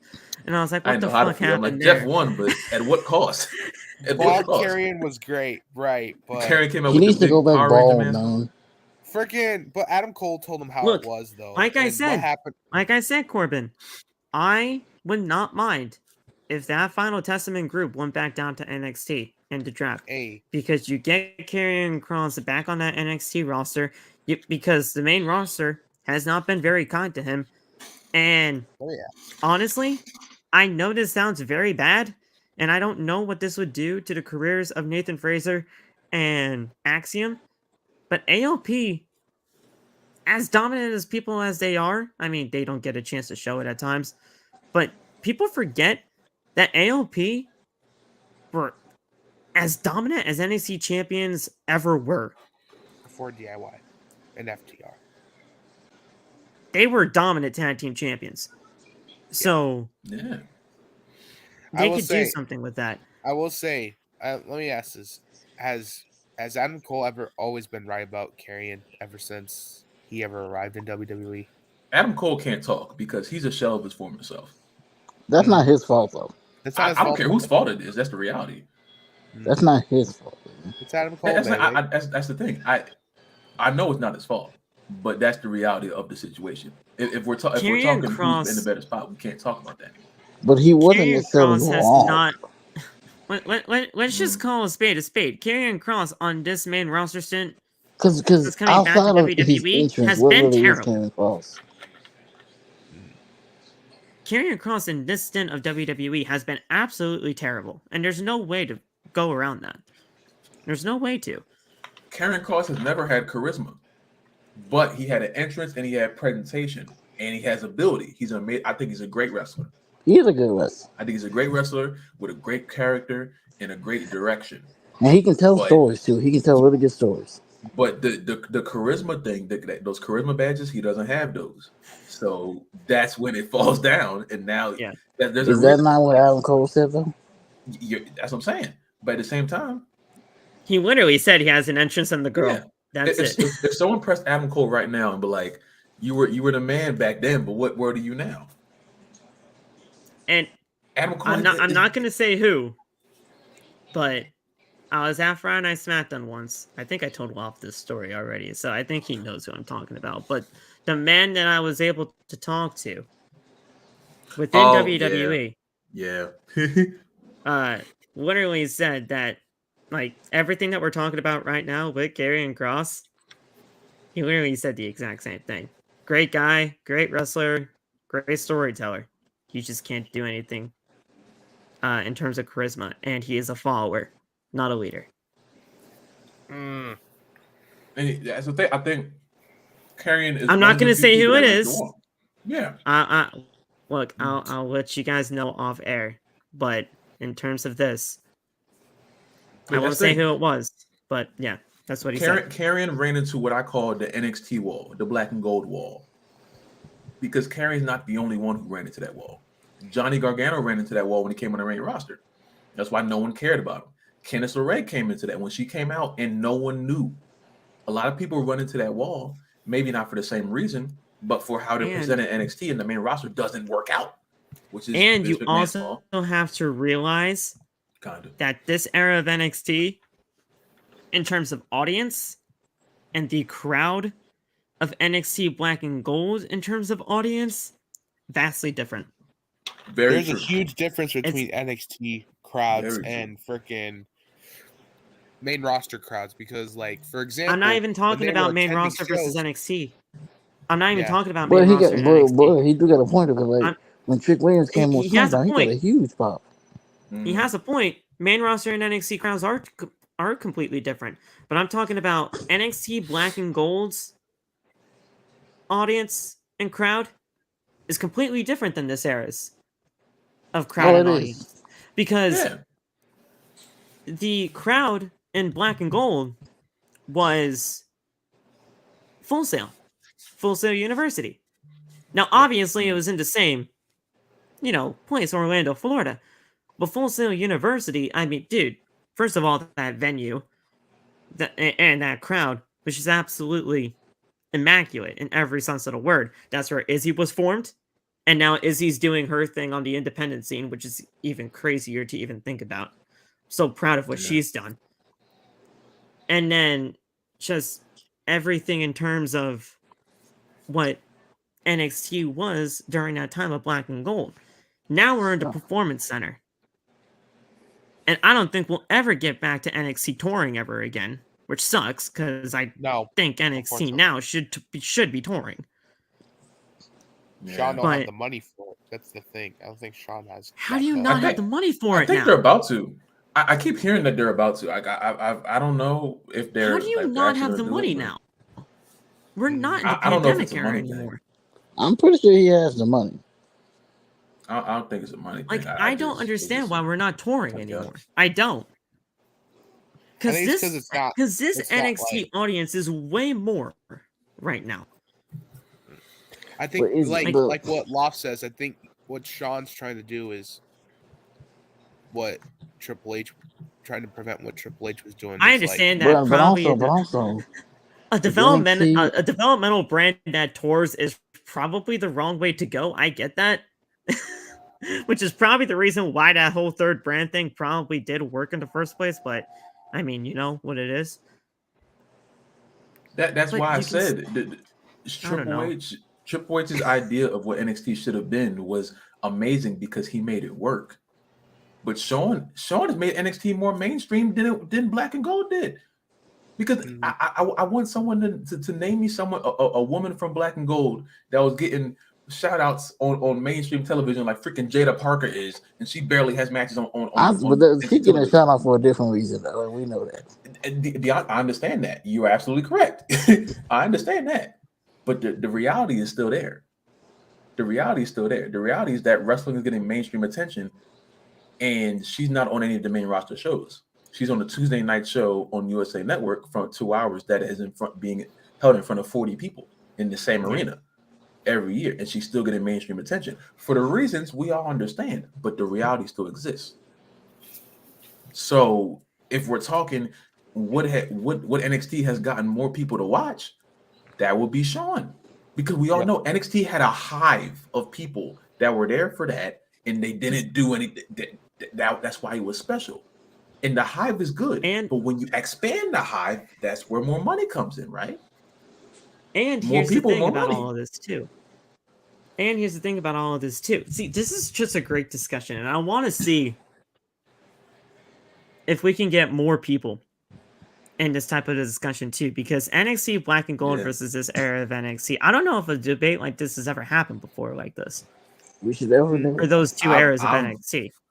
I'm fully prepared to be on White and Gold. Get Russell Spot on the phone. Get Russell Spot on or the phone. the first ever OTB debate. That's not a bad idea.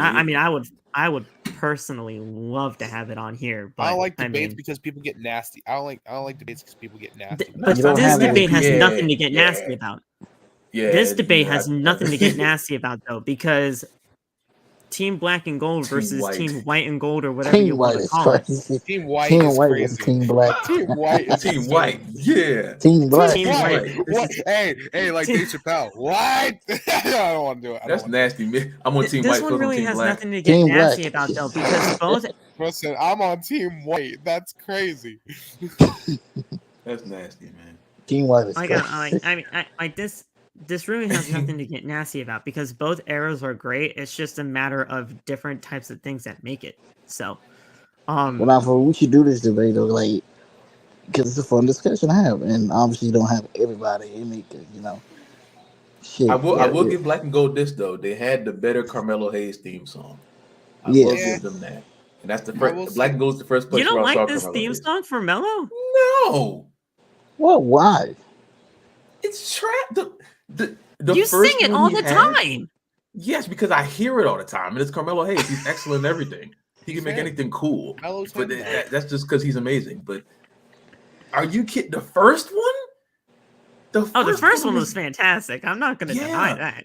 And then they messed it up, and then they're going to mess it up again because that brought them to one remix it. Remix it for what? They finna Death Rebel. This is better than one Death Rebel. Listen, it's on site, sir. His old theme is 10,000% better. That's not even. I'm not denying it. I'm just saying you sing this song all the time, so I'm like, I'm kind of shocked that you don't like it. Carmelo Hayes could come out to a nasty saxophone playing. I was singing because that's Carmelo Hayes. You respect Carmelo Hayes, so it don't matter. But I'm just saying. I'm music starts. Hey! I'll just gonna say one thing I'll say about Black and Gold. Some of the rivalries are still rewatchable. I'm just gonna say that's where Black and Gold has the advantage. Because they have the final beat storyline. They have a whole bunch of storylines. So you give rivalries to Black and Gold, or Yes. some at least. Yes, I know. I give them rivalries all the way through. Yeah.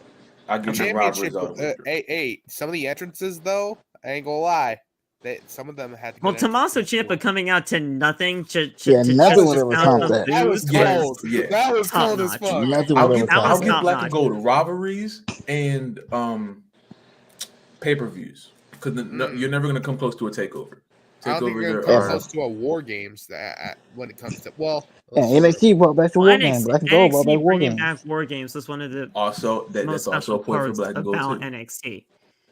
Yeah, and then they brought it to the main roster, which is something that I've been wanting since NXT brought back War Games, and then they did it finally, which is great. Hey, let me ask this: what's your personal favorite takeover? What? Like NXT takeover? Brooklyn or Philadelphia? The one where it was I get why you like that one. I the one where it was Adam Cole and Johnny Gargano. Mine is Chicago, bro. Johnny's head bounced off the freaking exposed ring, bro. Which one was Adam Cole and Ricochet? That was Brooklyn. That was Brooklyn. I think he won. He was the North American champion at the time. Yeah. Wait, are you talking about their North American Championship match? Yeah, I think Ricochet beat him actually. I don't know Ricochet beat him. That iconic spot where he did that backflip into a super kick. Yeah, whatever that spot, the backflip into the super kick, whatever. So that was Brooklyn. That was Brooklyn. Okay.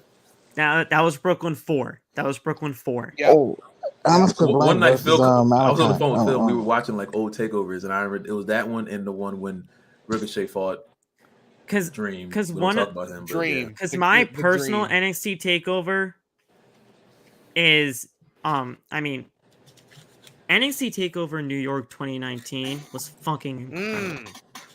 I love because that. you had Adam Cole and Johnny Gargano on that one for the NXT championship. That was just fucking insane. Yeah, Riddle and Dream had like the best North American champion. Takeover New Orleans would take Takeover 25. Takeover 25. Takeover 25 was incredible. Takeover Dallas 2016, bro. New Orleans Takeover Dallas. Nakamura, Shinsuke and Sammy. Oh, I did see that. That was okay. I do. No, which Brooklyn was it with Nakamura and Joe? Nakamura and Joe. I do remember that one. I'm just trying. Nakamura won though. I think that was the second Brooklyn. Shinsuke was supposed to be something. No, third Brooklyn was when Cole debuted, so it was the second one. NXT Takeover Brooklyn 2. Mad times, bro. That's crazy. NXT Takeover Brooklyn 2. Samoa Joe and Shinsuke Nakamura. Yeah. Yeah. They went to Brooklyn mad times. Oh my god. Hey, Bobby Roode and Drew at Takeover 3 though. Bobby Roode, man. Takeover Portland. Takeover Portland 2020. Fantastic. Is that the one with Keith Lee and Diamond Dijakovic? Had match in the night. Oh god, that was no man. That was I don't know, but Johnny Gargano and Finn Balor have been there. Yep, that's the one. That was when Pete Dunne and Matt Riddle faced off against Keith Lee and Dominic Dijakovic. Hey, I understood also why you also like New York, Phil, because Pete Dunne and freaking Gunther had for the UK champion. Look, Walter. This card for Portland 2020 and that was the last NXT takeover stuff before the pandemic. COVID hit. Yeah, I mean this card had Gargano and Balor, Ripley and Belair, Keith Lee and Dominic Dijakovic, okay. Dakota Kai and Tegan Knox, which was fantastic because that rivalry was fucking insane. I don't give a shit about anybody what they say. The turn that Dakota did, bro. I right when she did not go into the War Games match. She just straight up turned around and said, "Nah, let me kick this bitch in the face." I loved that turn. The Broserweights and Pete Dunne and Matt Riddle. How much fish can Bobby Fish fight if Bobby Fish I was rooting for them the whole tournament. I was rooting for them. Now, how much fish can Bobby Fish fry if Bobby Fish could fry fish? I freaking loved Riddle at that time. But yeah, me personally, I have to go with New York 2019. I have to, because Johnny Gargano defended defeated Adam Cole in that classic for the vacant NXT championship at that time. Vacant, the most powerful wrestler ever. Remember that film? Again, Vacant. I love Vacant. Ricochet and Aleister Black, fantastic. That match was sick. The War Raiders before they were called. Versus the War Raiders, right? For the NXT Tag Team Championships. Raiders, before they stank. Walter and Pete Dunne for the UK title. 4-way for the NXT Women's Championship. I mean, dude, it was just incredible. Was it? Hey, Shayna Baszler was having the time of her life in NXT. Let's be clear about that too. Velveteen Dream and Riddle for the North American Championship. I know Velveteen Dream. Yeah. We know the situation, people. Yeah. We know the situation. We don't participate. We do not associate with people like that. Let's be clear. But I mean, the show was insane. Absolutely love it. NXT takeovers are just a thing of beauty. Me personally, minus Takeover Chicago, because that, like I said, that one spot Chicago's good. Because, like I said, that one spot that Ciampa did that exposed the DDT with the exposed wood in the ring. Johnny's head bounced off it. I thought this man killed him when he did that DDT. Oh man, everything about the Chicago. Are you talking about the right one, Saul? Because Chicago had DIY versus That was when Tommaso turned. It was the second Chicago. It was the second. No, Chicago. That was when Tommaso turned. It was the street fight. Chicago was when Tommaso turned. Yeah. There was a street fight on Chicago. That wasn't in Chicago. That's not the one, though. That's not the one. Are you sure? Chicago was the one where he turned on Johnny Gargano. Chicago was the one where he turned. Yeah, I'll look up the one where they had the street fight though. Hold on a second. Because I'm positive. I'm positive that they Johnny Gargano and Ciampa had a street fight. You're right, but it wasn't at Chicago. Chicago was when the turn happened. I'm searching up right now. I'm searching it up right now. Chicago 2. There was a second Chicago. I don't know. There might have been a second Chicago, so I don't know. Was there a Chicago too? Yes. I don't remember one. I know they went to Brooklyn hella times. Right here says, right here, Chicago. It says it's around Fox Sports. Johnny Gargano versus Tommaso Ciampa. Was Chicago too? My bad. What year was that then? I was owed an apology. I'm just kidding. I didn't know that. Okay. Yeah, that was in 2018. Oh no. Okay. Yeah. And Johnny was. I apologize for my outburst. Johnny was over. No, that was before. Okay, so that takeover was before Brooklyn 4. Oh, okay. Yeah. Okay, so that was the takeover before Brooklyn. Adam Cole was North American champion. I think Undisputed Era won the titles that night. Because it was NXT TakeOver New Orleans, which was the takeover before WrestleMania 34. Then the next one was Chicago 2, and then it was Brooklyn 4. Man, like I said, NXT was cooking with takeovers. Takeovers were just amazing. Okay, so this was the card for Chicago 2. Undisputed Era versus defeated Danny Burch and Oney Lorcan. I love Danny Burch and Oney Lorcan. They were my freaking team back then. They were fantastic. Ricochet defeated Velveteen Dream. Shayna Baszler defeated Nikki Cross. Aleister Black defeated Lars Sullivan for the NXT Championship.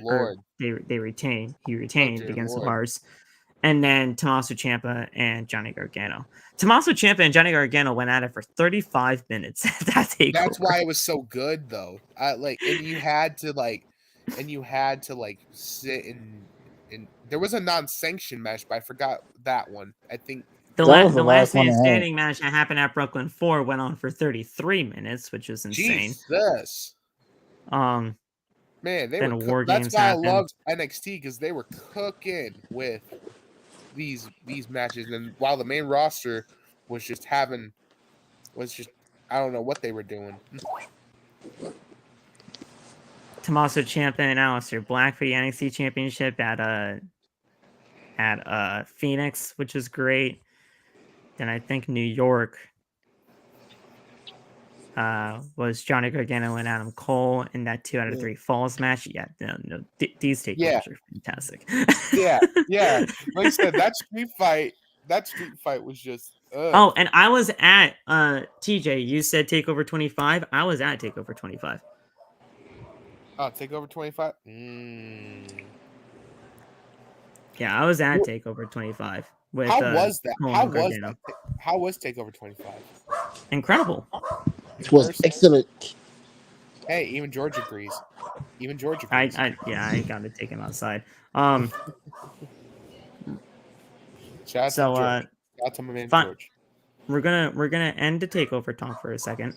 I want George to. Pierce. This is the final thing that we're gonna do, and then we're gonna get off of here. We're doing this rapid fire because we've been going at this for 3 hours at this point.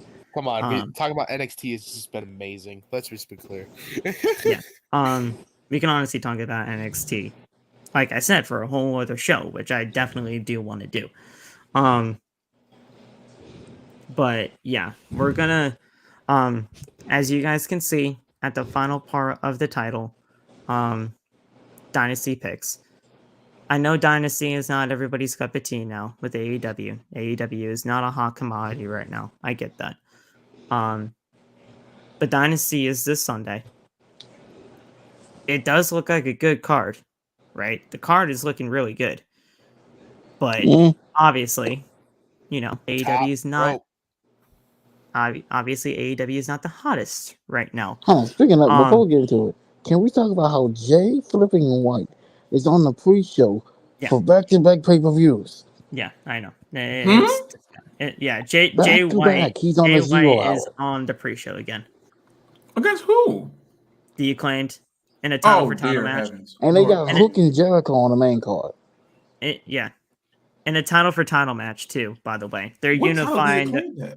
They're unifying the AEW Trios Championships and the Ring of Honor Trios Championships. That's disgusting. They're actually they're actually unifying them, and they're going to be known as the Undisputed Trios Champions. So they can work around with 6 belts down there? We're gonna have a dialogue. We're gonna have a dialogue about Jay White. Isn't that a little? Nah, for real. Everybody swore up and down, oh, he's gonna be facing the Miz. It's better than being put on the pre-show back-to-back shows. Yeah, so let's just get through these picks rapid fire because we have been going at it for 3 hours now, and it's it's a long show. There were other matches added to this show today, so of course there were. Of course we have 12 matches on this card now, with 4 of them on the pre-show. Jeez Louise. We're gonna be So let's go through the pre-show first.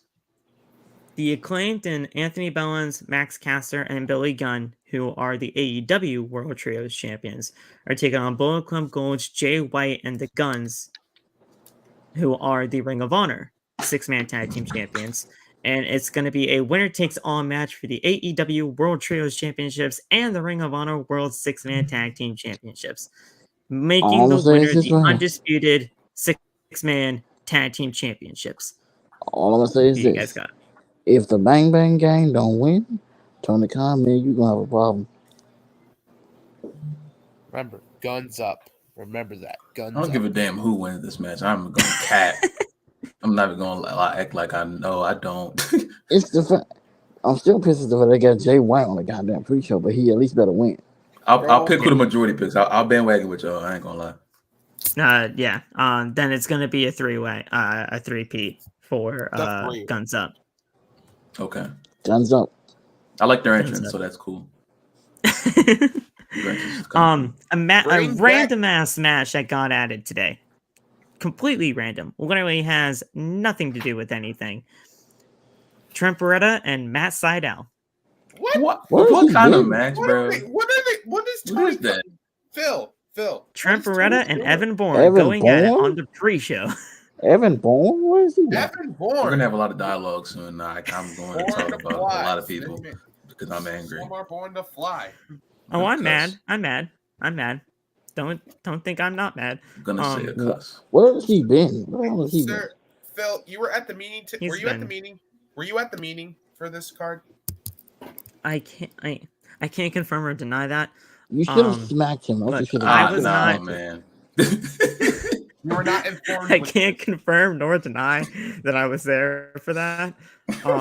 I know I wasn't there for that match being announced. I called Tony after that, and I'm like, Tony, what the fuck are you doing? He's like, what, man? You don't think that's not going to be a good match? I'm like, it could be, but it has nothing to do with anything. So why are you doing Why it? should I care about Evan Bourne just flipping around with Trent? Evan Bourne. I'm going with Trent. I don't give a shit, but I'm going with Trent. Okay. I don't care. Shit, give Trent me just Trent. turned Shit, heel, Trent so brother. I mean, he's got to have some. Yay. Turned heel. Yay. When did he Like, turn yay? heel? Like, He turned heel a couple of weeks ago. So I said, yay.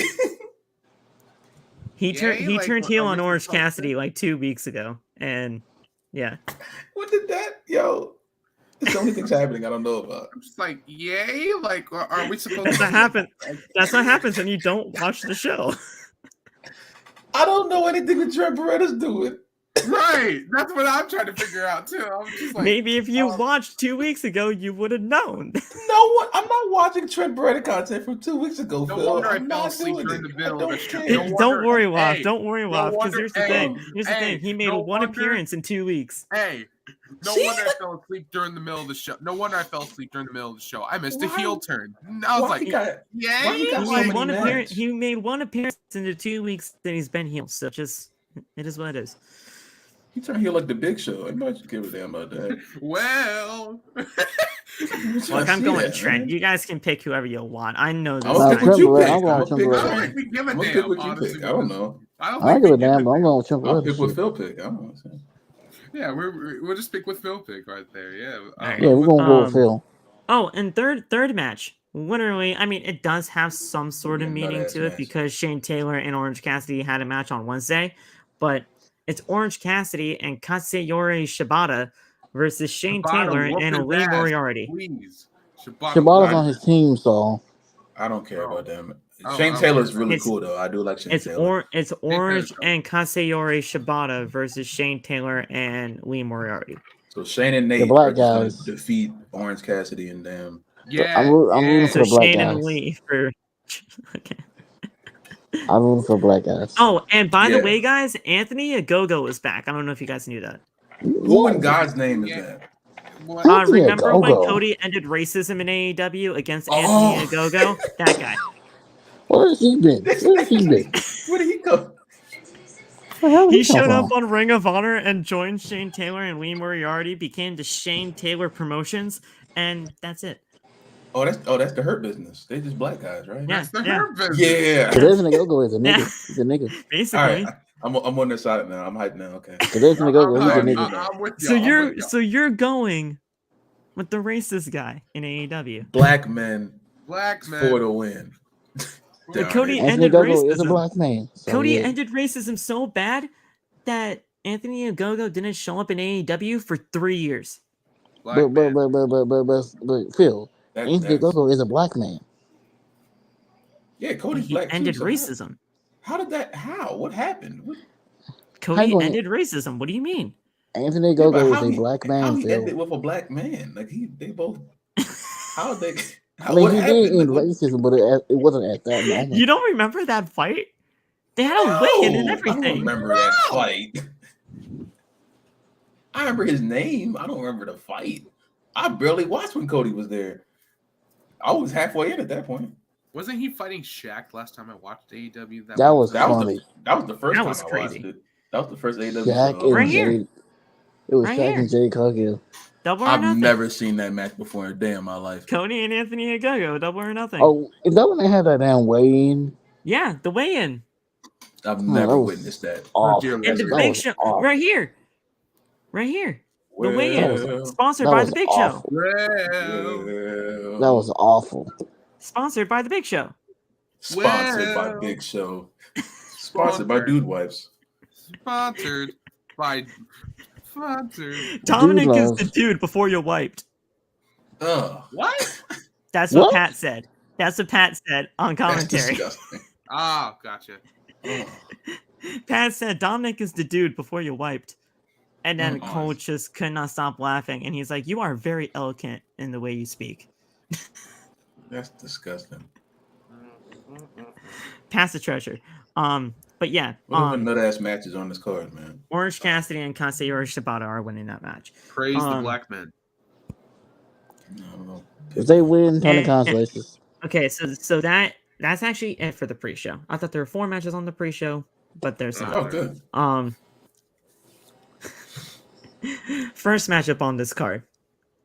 TNT champion Adam Copeland. Yeah. Eddie Kingston. On this day. Eddie Kingston and Mark Briscoe are taking on the House of Black and Malachi Black, Brody King, and Buddy Matthews. Why they keep putting Malachi in 6-man tag? Isn't he supposed to be feuding with Edge? I'm gonna crash out. Why they keep doing that to him? Why? They're doing Malachi Black versus Copeland at Double or Nothing, most likely. Oh, but they're doing the 6-man tag team match first. And Malachi Black better win. He's just 6-man tag, man. What's with Edge? Hey, I love Edge, but Malachi Black better win. That's all I'm saying. They gonna put him in the 6-man tag the next week. Malachi Black ain't winning. Well, damn. He should. Copeland, Kingston, and Mark Briscoe are winning that match. Yeah, more likely. Yeah, I think Kingston. Because you had the TNT champion, you had the TNT champion and the Ring of Honor World Champion on that team. Yeah. So I think Brody's gonna take the pin to protect Malachi. No, protect Malachi now. I feel so bad for Buddy. I feel so bad for Buddy Matthews in all of this. Buddy Matthews does nothing, and so does Malachi. But I mean, Buddy and Malachi haven't done anything in the last year. Buddy and Malachi need to go away from AEW and come back to None of them have done anything for the past year. Brody King has been the most active of the House of Black, and he literally just showed up last week on Dynamite. That match was crazy. And did a mixed tag team match with Giulia and Willow and Copeland. That match between Copeland and Pentagon, I was on top of my couch. That was freaking excellent. I just wanted to say that. That match was awesome. That shit was great. I was screaming. I was screaming too, bro. Like, I love how, I don't know if you guys caught this last week or this past Wednesday, but there was a pre-match attack before that mixed tag team match happened, and Copeland was sitting in a chair because Brody King prompted him on it, and he got sandwiched in between Brody King and the barricade while sitting on the steel chair. Aubrey Edwards looks at Copeland, who was basically dead on the floor, and said, "Adam, come on, what the hell? Get in the ring. Adam, come on, what the hell? Get in the ring." The guy is dead. He's dead. The guy is dead. He got squashed between a 300-pound man, a steel chair, and a barricade, and you're yelling at him to get in the ring when he is dead. She angers me. She really gets under my skin. Aubrey Adam, Edwards. Come on, what the hell? Get in the ring. What do you mean? He is dead. She grinds my gears. Aubrey Edwards? Come on. You already grinds my gears. Aubrey Edwards. All right, here we go.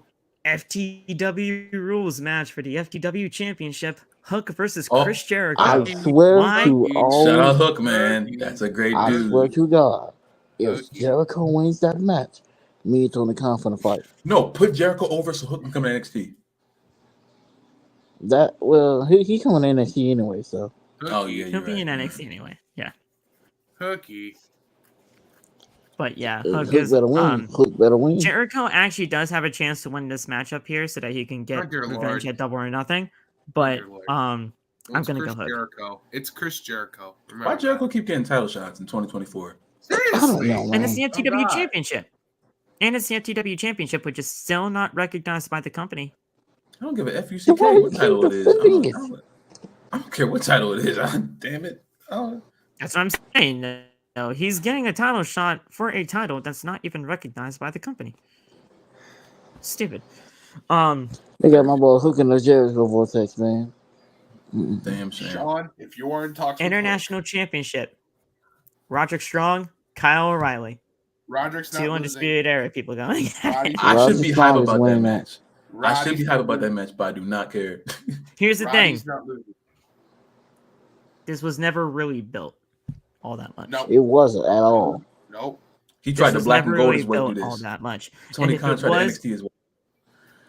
And if it was on Collision, not on Dynamite, and we all know Collision No wonder. does not No get wonder. watched. So No I wonder. really don't No watch one watches Collision. Collision. Because nobody Roderick watches Strong. Collision. Roderick Strong is retaining because there's no Yeah. reason for him to lose the title. Yeah. Yeah, Roderick Julia Strong. Hart and Willow Nightingale. These two women have actually been doing really good work together for the I'm on TBS board with this one. Championship. Yeah, Julia Hart retains. Actually, no. I Willow don't think Nightingale. so. She wins, and they would get Mercedes and Willow Yeah. at Double or Nothing. Yeah, Yeah, Mercedes gonna that's find out it. who. To me, the story is more. I understand the story between Will and Mercedes. I understand that they're going to be doing that, obviously. But to me, who did Mercedes attack first in AEW? Julia Hart. I think there's more in Julia Hart and Mercedes right now, so I'm picking Julia to retain. I love Willow Nightingale. I think Willow Nightingale will be a champion, but I think there's more story right now with Julia.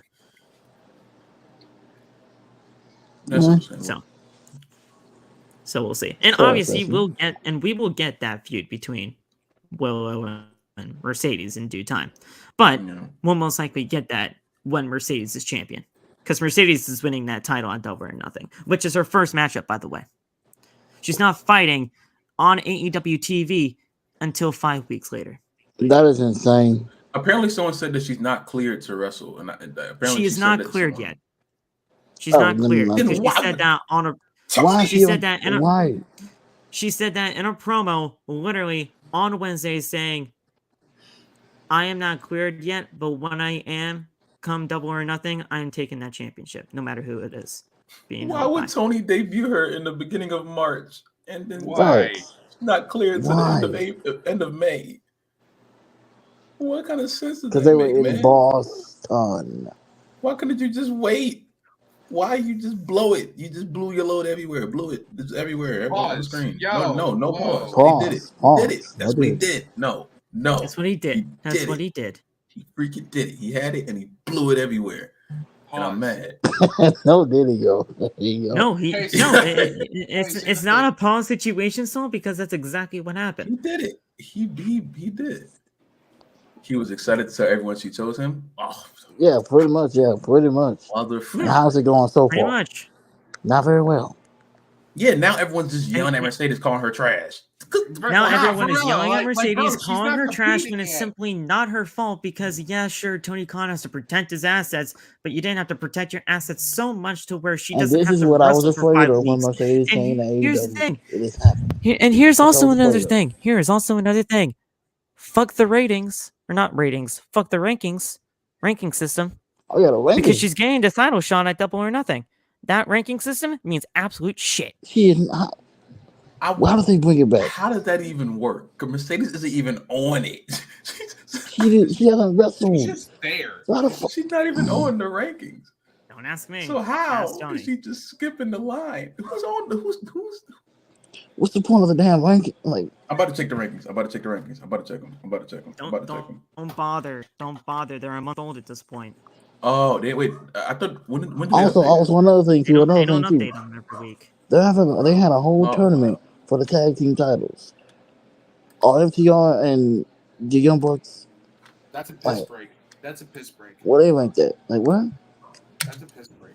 They don't update them when we every talk week. about that Bucks and FTR match, ooh, That's a piss break. Up next. that's the match I'm supposed to care about. Up next. Okada versus Pac. That's gonna be crazy. That's gonna go That's so gonna be a big. match. It's gonna be Well, Okada Hogan's winning. Okada. It's Neville. Okada's retaining, obviously. Okada Cena's gonna win. Mm-hmm.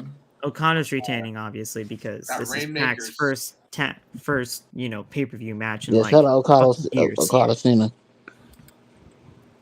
That might be the one. But yeah, Neville, Okada's babe. retaining that. Then this bum ass Bucks and FTR match. Why? Ladder match, by the way, This is for a Why? piss break. This vacant is a piss titles. break. This Why? is the time to go get food, get something to eat, use the bathroom. Neither one of There's them no need rankings this, for the the TBS titles. championship. Wait. Neither one of them. Hey Phil, so this Wait. is the proper time to order a pizza. Hold on. Shut up, Phil. I Sorry. have one question. Yep. I'm looking at the rankings, and it says that the most recent one is April 6, 2024. Yep. There's 5 contenders for 2 titles. Yep. So these 5 both contend for Toni Storm and Giulia Hart's belt. Yep. What? Thunder Rosa's won. She's fighting Toni on Sunday. She's fighting Toni. Willow's fighting. Willow's fighting Giulia. So is she too? Yes. So that makes sense then. Serena Deeb is number 3. Yep. Serena Deeb. Serena Deeb's actually been wrestling a lot lately, so I understand that. Yeah. Let me guess. On Mariah May is number 4. Again, still makes sense. Okay. That makes sense. But she's contender for. She's number 4 for the world title and the TBS title. What? Yes. And then Deonna Purrazzo is also number 5 contender. If Deanna's number 5, that still makes sense because she's been on TV too. Yep. So why the hell is Mercedes getting? At least here's the thing though. At least all of those contenders have been on TV within the last few weeks. But how are they? Okay. That's like this. That's like the men's. Swerve, Orange Cassidy, Will Ospreay, Bryan Danielson, and Eddie Kingston are the number 5 contenders for the world title, the TNT Championship, the International Championship, and the Continental Championship. Yep. That's crazy. Yep. What kind of sense does that make? It doesn't. That's the fucking problem. The Elite are number 4 in the contenders for the Trio Championships. Who's the 3rd in the Elite? Omega, right? Okada. Oh, Okada. Yes. The Elite right now are Okada and the Bucks. Have they had trios matches? Yes. One, I think. Constant. They had a couple of them. They've had constant trios matches since being the Elite now. Again. This is a terrible idea. The thing is, Love, that makes no sense about the rankings is that there's no ranking system for each championship. It's just 5 contenders forever. Swerve is just number 1 contender for the International Championship. Basically, yeah. But he's going for the world title. Yeah. Yeah. Get this off. It just makes no sense.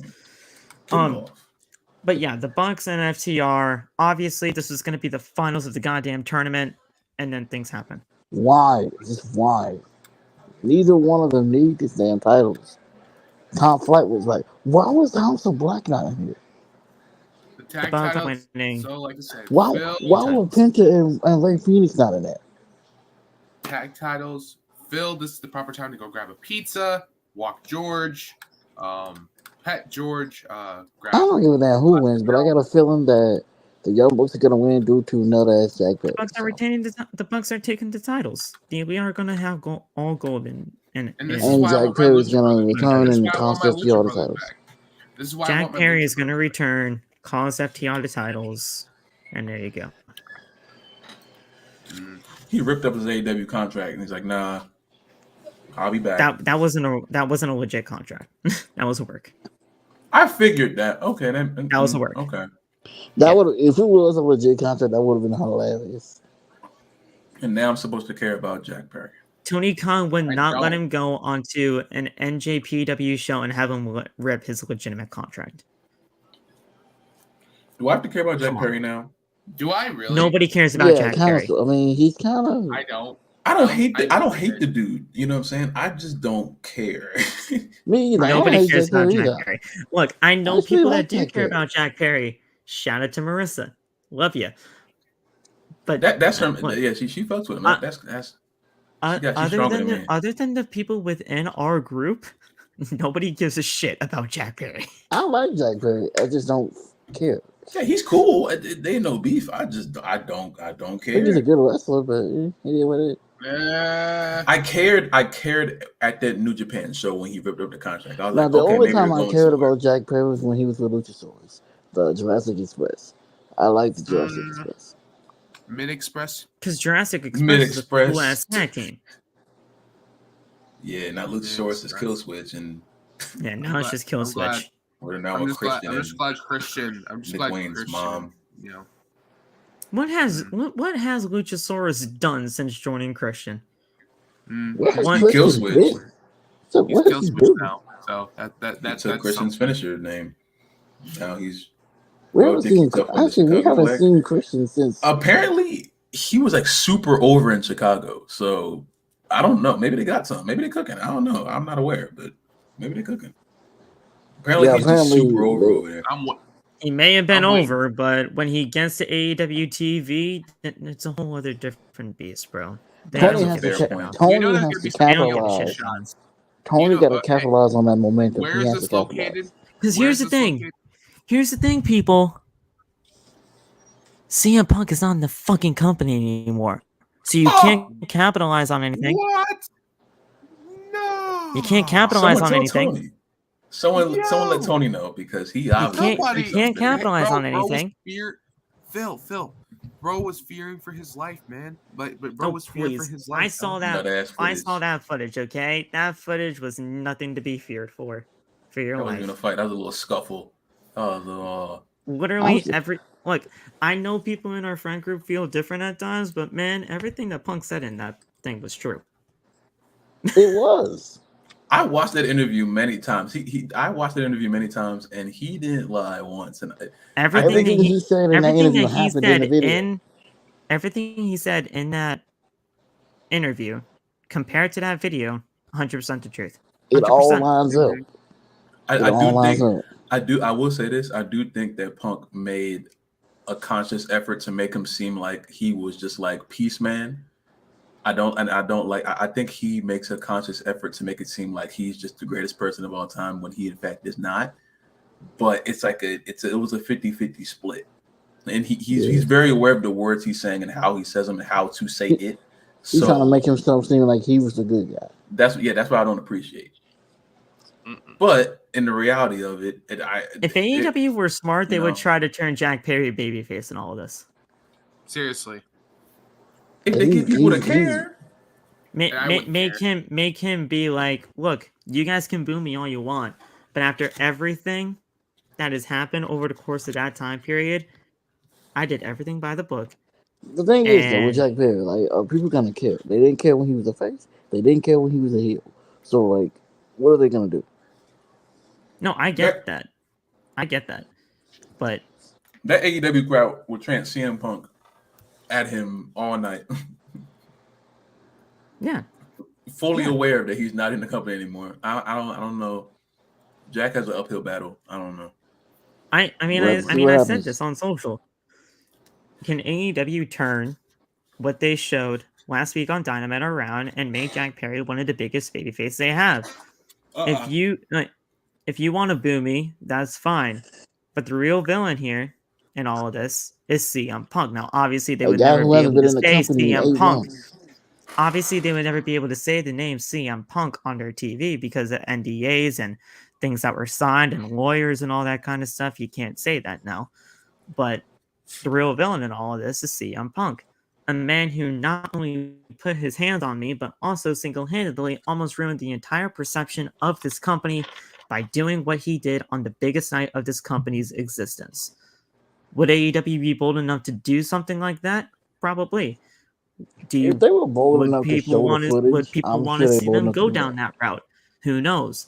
But Jack Perry being a babyface in all of this would be the best way to go about it. Look, they were bold enough to show that footage. So I think they would be bold enough. I don't think they would ever go down that route, but I mean, it would be the better bet. No, I think they're going to go that route. I don't think that's a good idea though, because now you're consciously building a storyline for a wrestler who you can never pay off the match. Like he's and here's totally the thing: a different company. WWE ain't looking to Jack Perry anytime soon. They're not. And that's assuming the fans of WWE who don't watch AEW, why would they care about Jack Perry and Punk when they've never seen Jack Perry before? Right. Yeah. You're constantly creating a storyline for a wrestler who's not there anymore. You can't pay off the feud. Why are you doing the feud? Literally, that footage did nothing. It did nothing. And I said that it did nothing on social media, and everybody was clowning me saying, Phil, the ratings were up. What the fuck are you talking about? I'm not talking about the fucking ratings. The ratings don't give a fuck. I don't give a shit about the ratings. The ratings. Hey, guess what? Okay. They fell again this week. The week before that, 770 something, whatever, you know. Mm-hmm. The only thing that got bumped up was 66,000. You gained 66,000 viewers for that 1 week, and then they went back down again. and then lost him. Yes, I'm saying they got him and then lost him again on Wednesday. And now let's present the fact that you got the ratings boost for a superstar who no longer is there. Punk can send an invoice to AEW like, "Thank you, give me some money for getting y'all some ratings." Punk can legitimately do that, and it wouldn't be out of play. Yeah, he could send them an invoice for some money. I just he got can, he can also technically sue them for showing that footage too. Yeah, because he broke some freaking security law, some security footage law. Wherever All In was, you're not. That's why they took the video down so quickly. It was in the UK, London. Yeah. And then he tried to copyright claim everyone. Like, no. It's already on TV. It's already right there. They took down everybody. They copyright claimed everybody that was trying to share the footage on social media. Like, you put it out. How do you copyright something when you showed it on your television show? And people warned you this is a bad idea, but you wouldn't do it anyway. The fans won't like, don't do it. The Bucks aren't winning those championships, and that is just what it is. It is what it is. Pretty much. Tony Storm versus Thunder Rosa. That's going to be fantastic. Tony and Thunder, incredible. Tony Storm. I'm very hyped for Tony Storm. I love Tony Storm. Thunder Rosa's winning that championship. I'm calling it now. What? Thunder Rosa's winning that championship. No, she's not. I'll cry. I'll start breaking stuff in here. I'm calling it now. Mariah May is defeating Tony Storm for that title. Thunderstorm reunite. Hey, Thunderstorm reunited. Thunder Rosa better not be Tony. I'll break something. No. They're saving Tony's loss for Mariah May. Mariah has to be the one to smack Tony back into her old gimmick. She has to be. Oh, actually, no. I don't want her to go back to her old gimmick. Nah, I like time. Remember, chin up, it's not for Tony Storm. No. I just missed that theme song. I love that theme song. Hey, just remember, chin up, tits out, watch for the show. Anytime Mariah May wrestles, she wrestles as the old Tony Storm, so. Yo, one time I was on stream watching Dynamite, and Mariah May came out. I popped. I thought Tony was coming out. It wasn't Tony. It was Mariah. I was so mad. I was pissed. She is literally what my co-host on the Boom for River City Radio says. She's phony Tony. Phony Tony. Okay, that's it. That's going right there. She's phony Tony. She comes out to Tony Storm's music and gimmick and gear, and she looks like Tony Storm when she's not. Phony Tony. Shout out to Cam G. Oh, that's my guy. He did that. Yeah. Phony Tony. He's a cool guy. I am on the Boom with Cam G and Metal Mike on every Wednesday night after Dynamite on River City Radio's Twitch and YouTube. Oh, I know. Okay. Oh yeah, I'm on the Boom every Wednesday. Okay. He's on the radio. I was on that podcast a couple weeks ago. This man's on the radio. What do you mean? River City Radio on Twitch. Go follow them, please. We're trying to get more people up in there. Should I do it? But yeah, every Wednesday, right after Dynamite, 10:15. Eat. We usually go about an hour and a half. Pretty good. Okay. I will. You know what? Screw it. We'll do this now.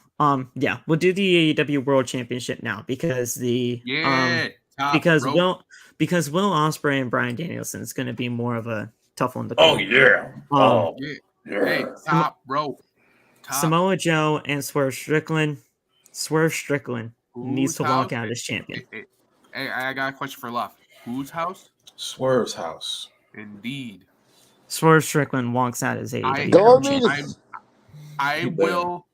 I will tear my house apart if I do not. Garments. I'll be pissed. I'll be really bad. Question, boys. You swear when you drive? Swerve. Don't ask Nate. Don't ask Nate. Yeah, don't ask Nate. Crash the car. Crash the fucking car. But yeah, I'm going with obviously Swerve Strickland to win this championship. It's time. First black AEW World Champion, man. It's about to get it done. Do it for what do you say? Do it for the brothers. Going home. Right? Wrestling is for who? Wrestling is for who? Come on, Phil. Come on, Phil. Come I didn't on. say it. I Come didn't say it. on. I didn't say it. Come on. You almost caught me, but I didn't. No, Almost. Okay, no, Nah. What's wrestling for? What's wrestling I wasn't gonna say it anyway, but I said the boom. Tay, You guys know are supposed to finish That's that. nasty, You guys are man. supposed to finish that, Oh. not me. Tay, he knows who's wrestling for. Yeah, the niggas. Duh. Niggas.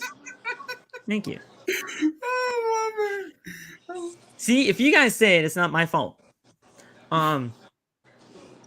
So there you go. Swerve Strickland with the win. And then finally, the match that was literally built for this pay-per-view, the first match that was ever announced for this show, and the reason why this pay-per-view is existing, Bryan Danielson and Will Ospreay. I am going to. I might cry. My shirt will be off. I like will have this. my shirt shirt off is during off this now. match. I'm telling you, it's gonna be again. I will have my standing shirt on off TV. in this match. You know what? And I will I be might jumping join. through. I might do that too. Yeah. I'll take my shirt off too. Shit, fuck it. This is gonna be Okay. the one. We'll all do it. Actually, no, I won't, because I'll be out Okay, of we'll town. have our. I mean, I will not be on stream with my shirt off. Of course, But of course. I will. Yeah, Loft. I mean, definitely- Loff always does it anyway. I don't care. He's. Well, Loff is him. What do you I mean? Like, Loff Eh, is sometimes. I'm gonna I paint mean, my Loff does chest. it anyway, so Yeah. I can't control the dude. Loff is him. Loff is him. Everybody Yeah, taking their sometimes. shirts off. Well, yeah. This We should match all is have a fucking shirts insane. off podcast. Hey, no, Loff, I'm not Loff's gonna showing pull- up in my shirt off on this show. Why? I'm not. Why? No one needs to see me with my shirt off. No one should No see one it. needs to Why see. not? No one I needs ain't to see I ain't this. no Bobby Lashley. I'm here with it. I am. But Loft, you I have got a Steve Loft, I'll do you I'll just have a body where you can take your shirt off. You and don't have I a hole don't. in your chest. My chest is trash. What? You don't, My but you don't have an indented chest, bro. I do. Ain't nobody, man. You wanna Just see be like man this. titties? They No. come here like this. You want to see man boobs? No. Just be like shoulders up, like me. Yeah, You can't see my basically, chest. that's I'm what just it's neck gonna up. be, bro. You can see I ain't got no shirt on.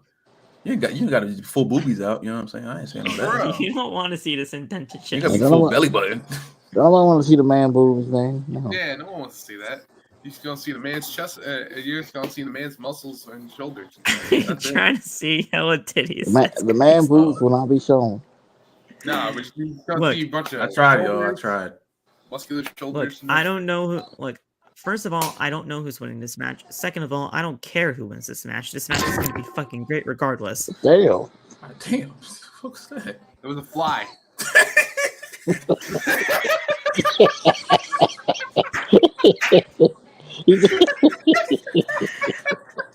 That was so aggressive for it to be a fly.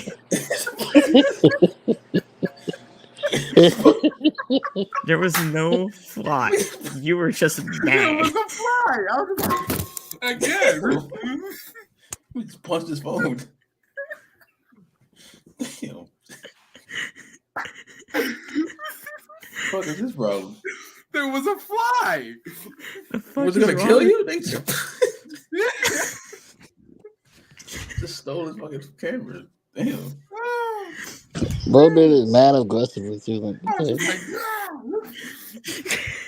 like, man, Tay, I left buildings, but you weren't gonna see a rage, man. Like, Tay says I left buildings. I but can't like, wait to watch that back. I have to watch that part back. Clip it. strong Well, as no, hell. that needs to be clipped. Clip it. We need, Clip That it. needs to be clipped. So randomly punch his camera. Not nowhere. someone clip that. Someone please clip that.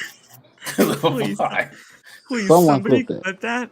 Somebody clip that and send it to me immediately. I have Girl to. sees Well, fly if and gives you a post spinning on back TikTok, fist to the I camera. need my credit because that was it was me. So, That's the damn shame. oh, love it. Look, Bro, I'm just gonna go Will aggressively- Ospreay. I'm gonna go Will Ospreay. I'm gonna Like go the smart route and pick Brian. I'm saying Well- Will Ospreay too. Go. Actually, no. What yeah, I'll won, pick Loff? Ospreay. Osprey's What not won? losing. Brian. which goat? Because Will's the Billy goat, and then Brian's the bearded one. With the bearded one. The hell was that? The bearded goat. Okay. Brian's going to eat him. I will say. I wouldn't say eat. That's crazy. I'm gonna say. You know how good Will Ospreay is? Well, yeah, but Brian's still going to eat him. It'll be. It Will won't be Ospreay's like a winning. feast. It'll The be like a Billy slow Goat is nibble. winning. I want Brian to win, but I don't think Will Ospreay's losing his. Will Ospreay's winning. To be fair, Will's going to eat Brian too. So I mean, it's going to be just two eating. There's going to be a lot of technical wrestling. I mean, it's literally two goats going at it: the Billy Goat and the bearded goat. So I mean, I it's hope the thing. because that match with him and Kenny, there was that one spot where I thought Kenny dropped on his head. I just hope. Bro, I'm already seeing it now. Here's Brian's exactly gonna go how for I the see boot it going cycle. down. I'm already seeing it now. Brian's gonna go for the boot cycle knee, and what's his name gonna hit him with that elbow. Oh my! In midair, Yeah. let's go. I'm gonna be concerned for Brian because Brian has a history of neck injuries. I'm like, Will, protect. That hidden blade is going to be full force. Here's exactly how I see things going down. Will Ospreay picks up the win over Bryan Danielson. Then all of a sudden, as soon as he does get the win, the rest of the Don Callis family, because Don Callis family and the BCC are going at it right now. Everybody and their mother is just, attacking Bryan Danielson, beating down Bryan in the ring. Then all of a sudden, as soon as, Will Ospreay sees that everything is happening, he takes out everybody from the Don Callis family, thus taking himself out of the Don Callis family, and then he helps Bryan, fend them off, and then you have a handshake in the middle of the ring to end the show. Because I think, ultimately, at the end of all of this, Will Ospreay's not going to be a part of the Don Callis family anymore, because he still technically is a part of them. He should be a part of them at all. Yeah, right. But you have him basically get himself out of the Don Callis family by helping and saving Bryan Danielson from an attack, and yet end the show with a good old handshake. Because I honestly do believe that I understand that the world title should always main event the show, but with this being the first match that was announced for the show, and this show being built around this match, Ospreay and Danielson has a very good chance to main event the show. I ain't gonna be mad at it. Yeah, I mean, I feel like Swerve's coronation of winning the world championship has been pushed back by a lot of things. So I mean, I would prefer that he main events. I understand if they have Brian and Will.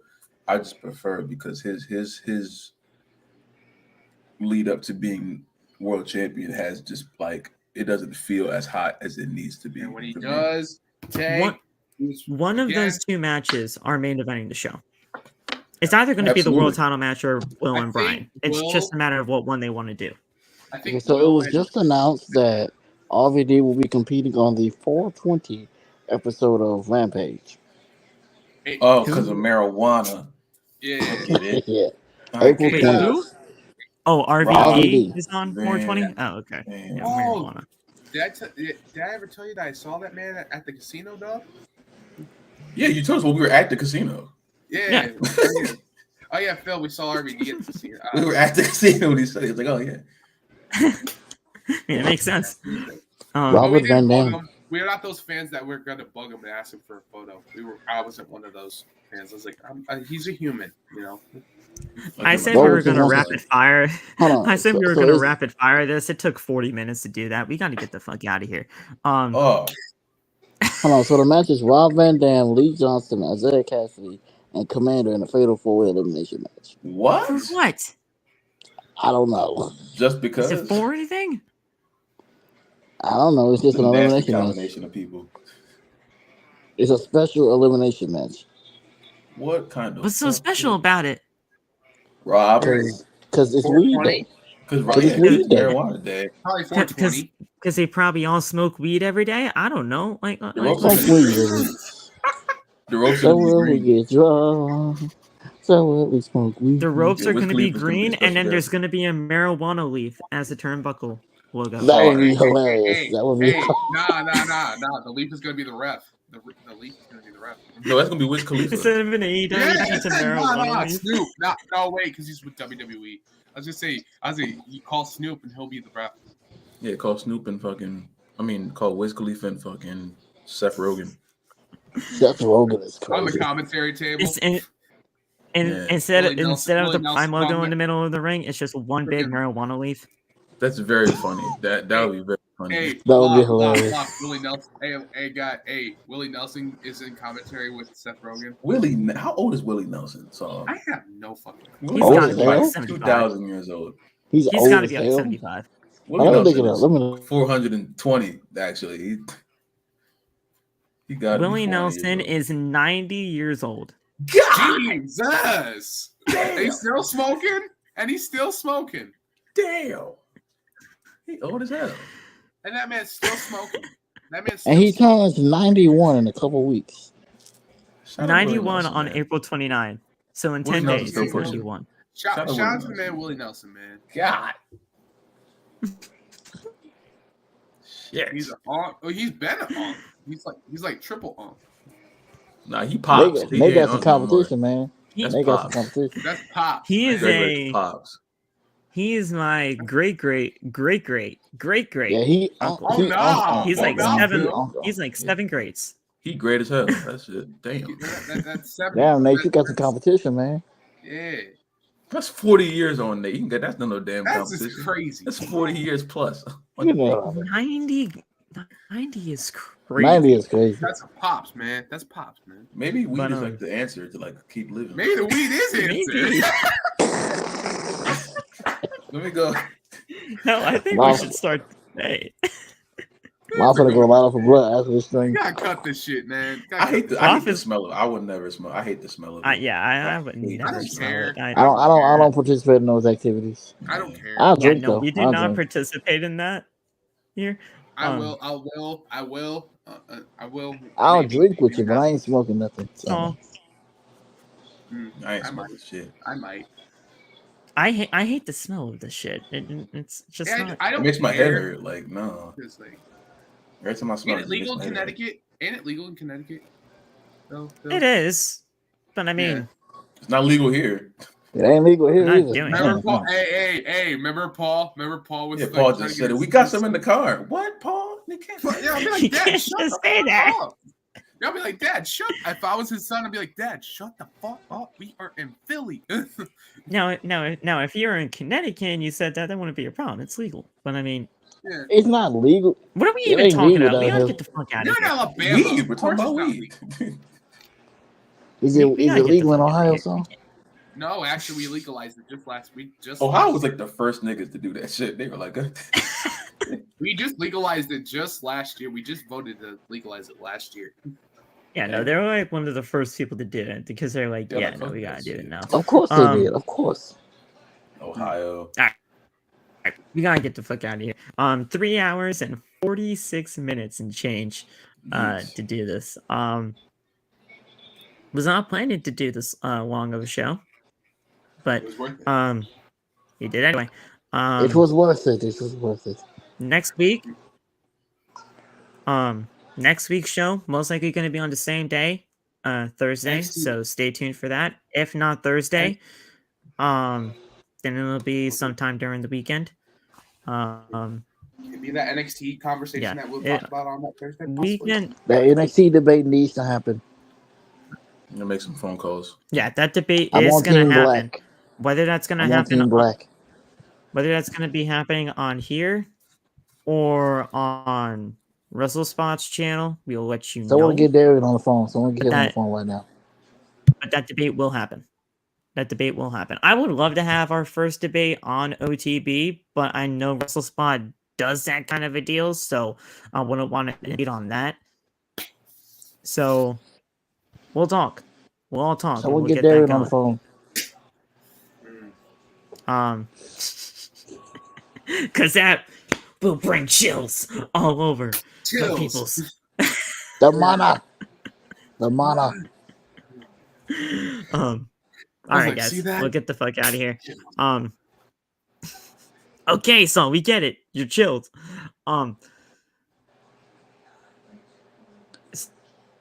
See, so you know what? You know what? Get the fuck out of here. I need to find a new co-host because now I don't even know what the fuck I need to say. Shit, what the fuck was I gonna say? You know what? Fuck you, Dwayne. Fuck you. That's what I'm gonna say. Fuck you. Fuck you. Damn. And your Fuck you, final Cody. boss type Fuck yeah. bullshit. and your chills and you're slapping your arm too Fuck hard. you, Cody. It makes no fucking sense. You have a cute dog, Cody, but Okay, fuck now you. that was out of pocket. That was out of pocket. That was uncalled Yeah, for. but keep You know dog, what? Cody, but Get the fuck fuck you. out of here. You know, go home. Go home. Get the fuck out of here. You know, oh, why? What? The final boss. Get the fuck out of here. Where the fuck are you? No, you get back in your own box. Damn it. No, I'm off my fans. What up, man? There's a fly again. I'm just kidding. Don't you? There was What no did he fly. say? There was no fly. You were just. Oh, Saul just punched the camera for no reason. Saul just punched the camera again for no He reason. stole this. Why he punching the camera? He was so mad. I literally said, Lava literally was like, there's a fly again. Stop punching the camera. Okay, we're getting out of here. Have a good one, guys. Stay safe. Oh. God bless. Love one another. Have a good rest of the week. And drink your water. I remember we used to say it after every stream. Drink your fucking water. Damn it. You need your H2O, man. Yeah. Oh, my And, H2O. And if you're not wearing socks right now, you're weird. Wear your damn socks. Have a good I'm not one, wearing guys. socks. Peace. Put some socks on. Yeah. Hey. And you are freaking. Hey. God damn it, Deontay. Why? What? What do you mean, what? Make sure you have Why? your Not wearing socks? What? No socks. I'm What? in my bed. I'm not gonna listen. No socks. What? What? Ain't no sock. What? Freaking weird. Toes out. What?